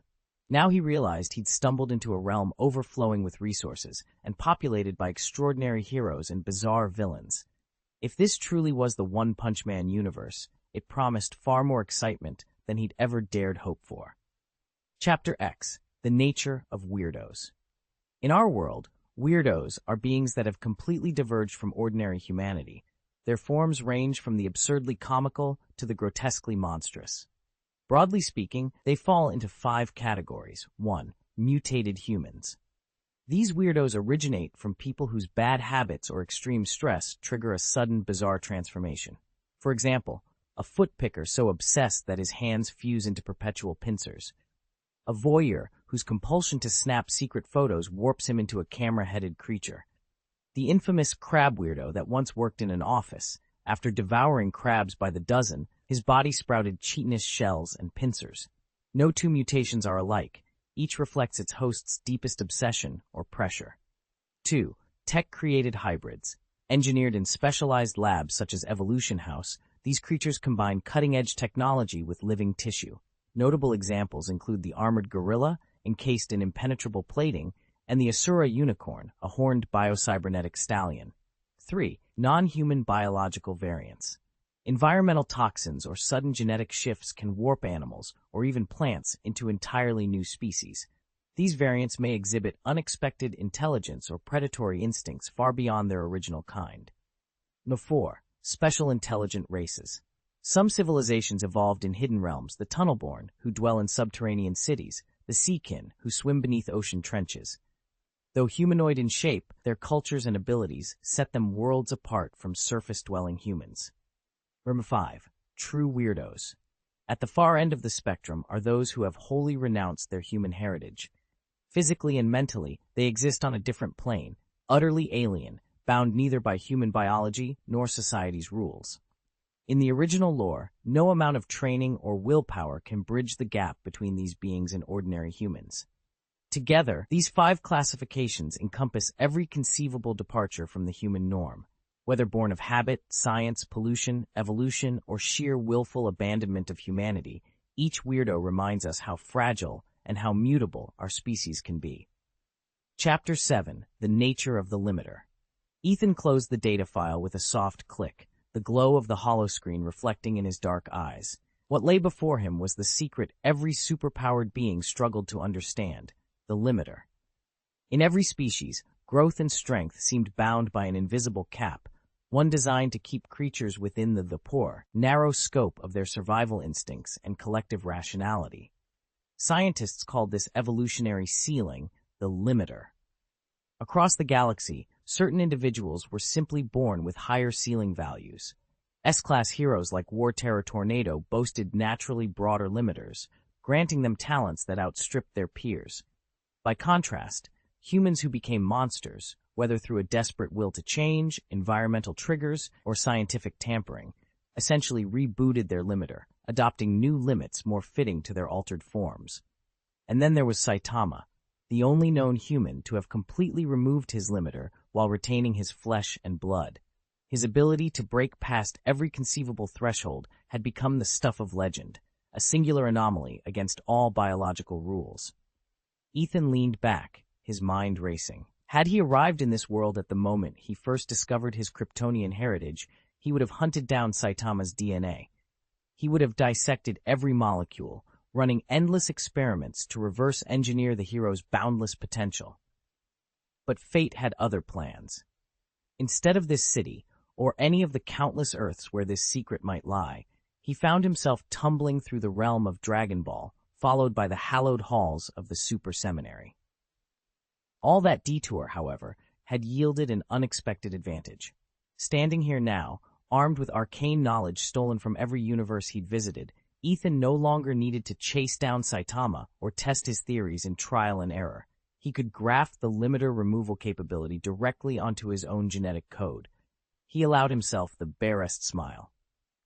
According to the simulations, once activated, this unlocking process wouldn't merely add a few points of power. It would grow exponentially, expanding his potential until it dwarfed that of any mortal being. In theory, he could evolve into an entity hardly distinguishable from a cosmic structure, or even birth a universe of his own. Ethan's heart beat faster. The limiter was supposed to keep him in check, but he was about to shatter it entirely. Ethan's gaze locked onto the figure known only as Vaccine Man. Under the harsh glare of the warehouse lights, rows of vials glinted like liquid gold, each one promising fortunes beyond imagination. Ethan weighed the implications. There truly was no upper limit to what someone might pay for a cure in these desperate times. "Vaccine Man," he said quietly, "you're sitting on a priceless commodity." Vaccine Man didn't flinch. He simply smiled, the corners of his lips barely moving, and lifted one hand to tap a single vial against the glass shelf. Its contents swirled with iridescent hues, an unspoken challenge, a silent testament to its value. Ethan stepped forward, his boots echoing on the concrete floor. "I need 6 doses," he continued, voice steady, "and I need them before sunrise tomorrow."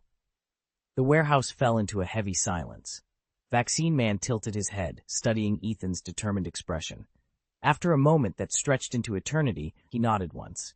"Meet me here at dawn," Vaccine Man said. "Bring the credits, and don't test my patience." As Vaccine Man faded into the shadows, Ethan allowed himself a small, satisfied smile. In a world gone mad, he'd secured the greatest bargaining chip of all. Now it was only a matter of sealing the deal. Chapter 359, Packing. In the Hero Association's ranking system, monster threats are divided into 5 levels, from highest to lowest. God, a catastrophe that could spell humanity's extinction. Dragon, a disaster capable of leveling multiple cities. Ghost, an event that may paralyze or even destroy a single town. Tiger, an incident likely to cause significant casualties. Wolf, a danger that poses a clear threat. Vaccine Man falls under the dragon level category. This strange being first appeared in City A, proclaiming himself the Earth's Avenger, born to punish humanity for its environmental destruction. Though his outward appearance seemed unremarkable, his raw power was terrifying. Early on, his energy ball attacks eclipsed even those of the Wandering Emperor and Pak. Only after he ascended to dragon level did Saitama arrive, and with a single punch, laid him low. Many experts now believe Vaccine Man must have been a high-tier dragon, perhaps even brushing against Dragon Peak status. Ethan frowned as he reviewed the latest intelligence reports. Word was circulating that 2 new disaster ranks had emerged, Dragon Extreme and Dragon Above. Contrary to some rumors, the author of the classification system hadn't actually labeled Boros a god-level disaster. He'd only hinted that anything at Dragon or above could, in theory, reach that divine tier. In fact, the true ceiling of Dragon Top still remained a mystery. So far, Ethan was only familiar with the original dragon-level brackets: Dragon Lower, Dragon Middle, Dragon Upper, Strong Dragon, and Dragon Top. He also knew that Changlong and Longdian had once been a single rank until the appearance of Odin forced the system to split them into 2 distinct categories. He thought of King Orochi, cut down in seconds by Saitama's overwhelming power. And yet behind that fallen tyrant loomed the great King Orochi, a threat clearly at Dragon or above. Don't let Vaccine Man's pathetic defeat mislead you. His initial form alone was already classified as a strong dragon. After his infamous transformation, he would have qualified as a dragon top without question.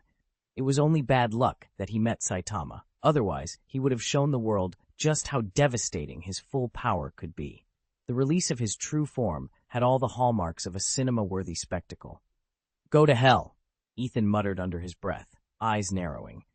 In the next instant, the colossal figure of Demon Piccolo emerged, towering over the battlefield like a living nightmare.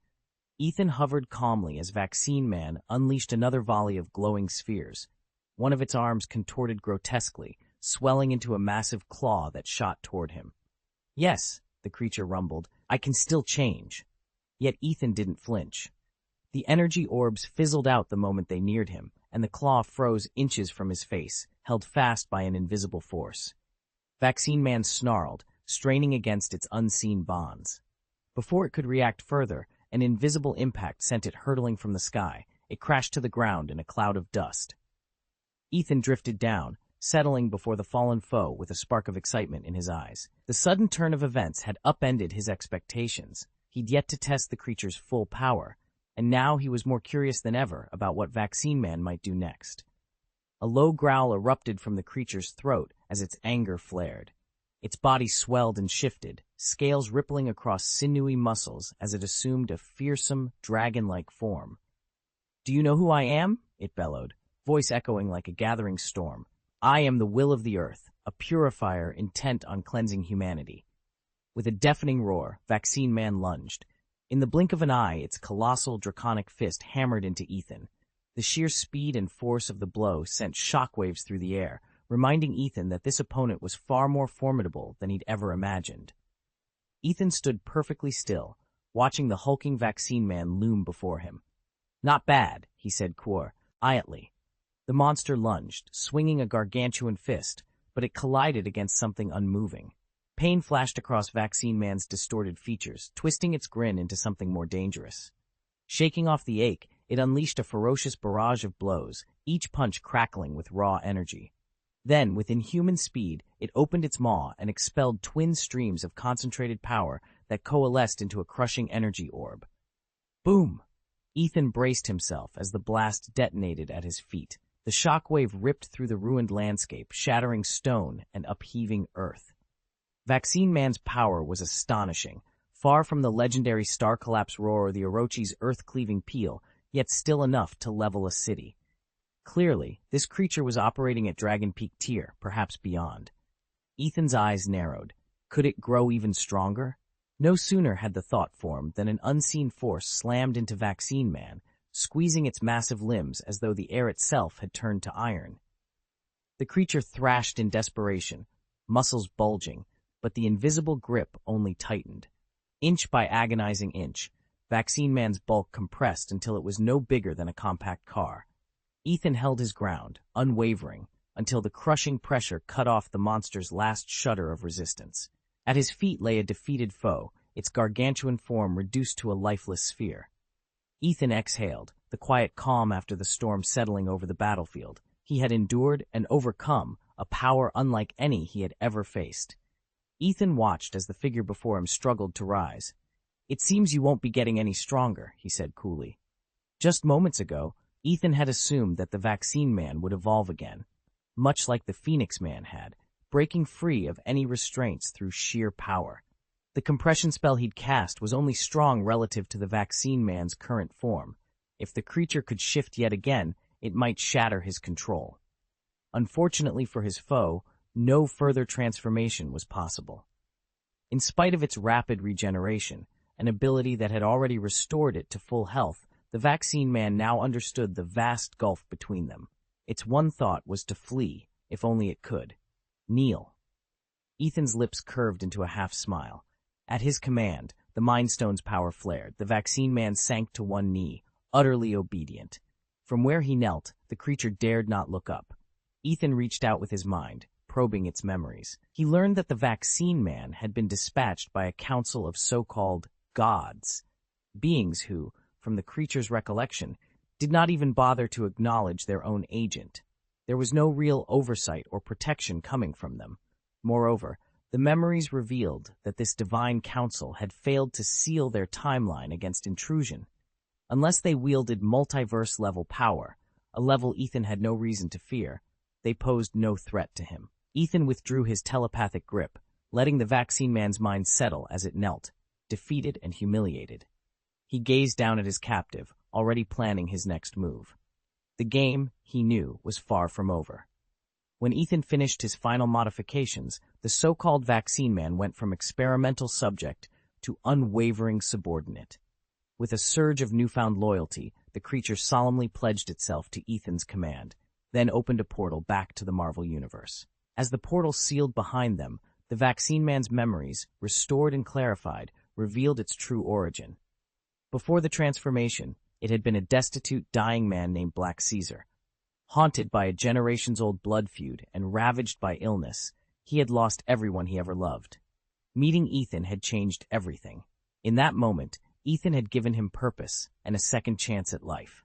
Because of this gift, the vaccine man vowed to serve Ethan with the dedication of a beast of burden, the ferocity of a tiger's ally, and the absolute loyalty of a night guard. He would be Ethan's right hand, and, if necessary, his faithful lackey. Ethan chuckled at the irony. Here was a creature so powerful that his mere presence could shift the balance of Hydra's entire covert operations, and yet it referred to itself as a humble servant. If the vaccine man proved as formidable in battle as it was in devotion, even Emil Blonsky, the Abomination, and other Chimera Beast Emperors would struggle to stand against it. Ethan paused to consider the creature's appearance. In a universe teeming with mutants, gods, and cosmic horrors, there were few truly terrifying figures, but the vaccine man was one of them. His visage, with its pallid mask-like skin and eyes that glowed with predatory intelligence, felt like the long-lost sibling of the Purple Man, the same unholy promise of power coded in the cruelty of Hydra's darkest experiments. No previous Hydra operative had ever matched that level of menace, or that depth of loyalty. And now, he would serve Ethan alone. Only those with transformation abilities bore even a hint of villainy. The rest seemed entirely ordinary. The atmosphere felt almost deceptively calm. Ethan's recent showdown with Vaccine Man hadn't gone unnoticed. His battle was a red flag to the Heroes Association, which immediately realized someone new with tremendous power was out there. Yet when agents tried to reach him, Ethan simply vanished, leaving no forwarding address. Now the association has made it their top priority to find him and convince him to join their ranks as an official hero. For his part, Ethan has set his sights on someone else entirely, the brilliant and infamous Dr. Kinos. Rumor holds that this mad genius engineered a dragon-level monstrosity from scratch. With other materials at his disposal, there's no telling what he might dream up next. Undeterred, Ethan presses on, determined to track down Kinos before the Heroes Association or any darker forces beat him to it. Chapter 360 City Z, the Home of Evolution. Dr. Kinos stretched and rubbed his eyes. "Talk about the Tao all you like," he muttered, "but I'm wide awake now."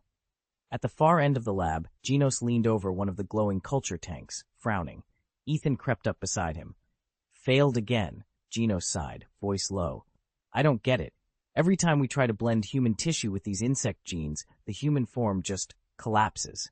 Ethan peered into the tank. Floating there was a figure at once haunting and pitiable, a lithe woman with a lovely, delicate face framed by dark, arching eyebrows. Yet nothing else about her was human. Where her hips should have curved smoothly, a swollen sac-like organ pulsed rhythmically, breathing on its own. Her hands and feet bore segmented, arthropod-style limbs ending in needle-thin points. Atop her skull jutted ridges and spindly sensory protrusions that twitched like antennae. They dubbed her Mosquito Girl. Ethan's heart pounded. He'd assumed Dr. Kinos was using Dr. Lizard's cross-species grafting techniques, complex bioengineering that wove entire genomes together. Instead, Kinos had smiled and shook his head. "You're wrong, Ethan. I didn't splice whole mosquito genes into human DNA. I simply inserted targeted mosquito gene sequences into human cells, then bathed them in my proprietary synthetic fluid. That small catalyst was enough to trigger this." He gestured at the creature's distorted form. "Science can't explain exactly why." Watching the creature's sac expand and contract, Ethan swallowed hard. "So this is what you get every time?" Genos ran a hand through his hair. "So far, yes. But I swear, sooner or later, we'll crack it. We'll create a stable fusion." Evolution accelerated. Ethan turned away from the tank, stomach churning. In this city where evolution was a pastime, the line between miracle and monstrosity felt thinner than ever. Yet he knew they would press on, and that the next experiment might succeed where this one had failed. Ethan had always thought the scientists of the Dragon Ball and Marvel worlds fell short of real rigor. Honestly, he hadn't expected much from the One Punch Man universe's researchers, until now. "Hello, Doctor," he said, stepping into the laboratory as if from nowhere. Genos started and spun around, plating clanking. "Who are you?" he demanded. Ethan offered a curt bow, then stood tall beside a scattering of high-tech monitors.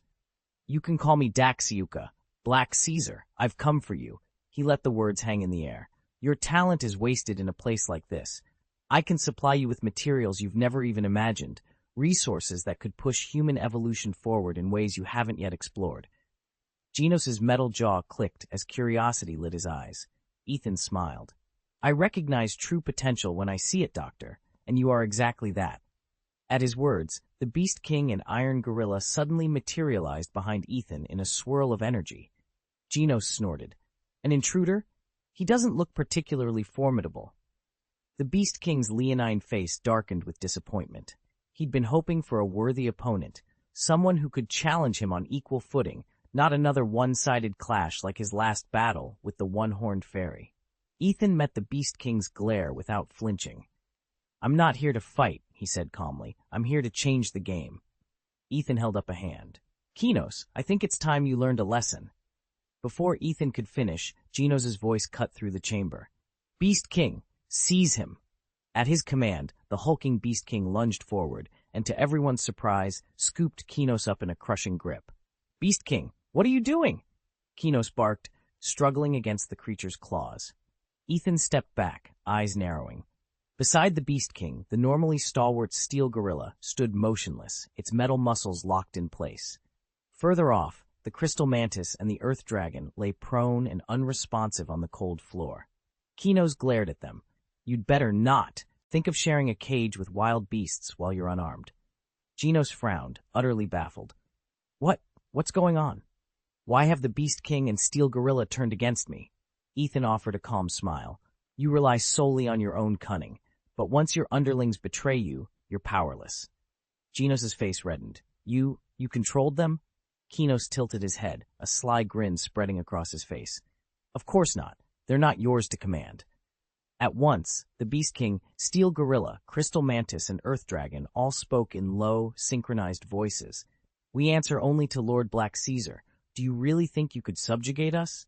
Genos walked closer to Ethan, voice urgent. "My duplicate has been watching this place. With the information he's feeding me, I know exactly what's coming next. They're going to release something called the Unicorn." He paused, eyes flashing. "Where is it? Where are they?" Before Genos could finish the question, a thunderous roar split the room. The reinforced alloy wall imploded, sending steel shards flying, and a massive form strode through the breach. It was the Unicorn Beast King, its spiraled horn glowing in the harsh floodlights. Beside it, the Unicorn Fairy materialized like mist given shape. The fairy's eyes locked on Dr. Ethan Genos with cold reproach. "I warned you, Dr. Genos. No one has the right to unleash forces they cannot fully control. It's the hallmark of scientific folly." Remarkably, Ethan stood his ground, every bit as composed as if he'd summoned the beast himself. Genos, unsettled by the calm in Ethan's eyes, fought to reconcile the absurdity of it all. How could this lone scientist hold sway over such titanic beings? Genos sensed that discovering Ethan's secret could reshape humanity's future. "Asura," Genos snarled. "Seize him!" "He's too valuable to lose." At the command, Asura, a towering biomechanical golem, lunged forward. Its metal claws clamped around Ethan's arms, pinning him against the blasted wall. But the Unicorn Fairy was already closing the distance. With a graceful flick of her wrist, she pried Ethan free from Asura's grasp and held him aloft, as if displaying a precious artifact. Genos staggered back, unbelieving. The fairy's lips curled in a knowing smile. "Do you really think I'd let him slip through my fingers? My loyalty is to Lord Black Caesar alone." In that instant, Genos felt a cold dread wash over him. His prized captive, his chance at ultimate power, had been claimed by another. Disbelief blurred his vision, and his glasses tumbled to the floor with a soft clatter. The truth settled like a stone in his gut. He had been outplayed. Chapter 5. Imperfect Evolution. "This is impossible." Dr. Kinos pounded the console, his voice echoing through the laboratory.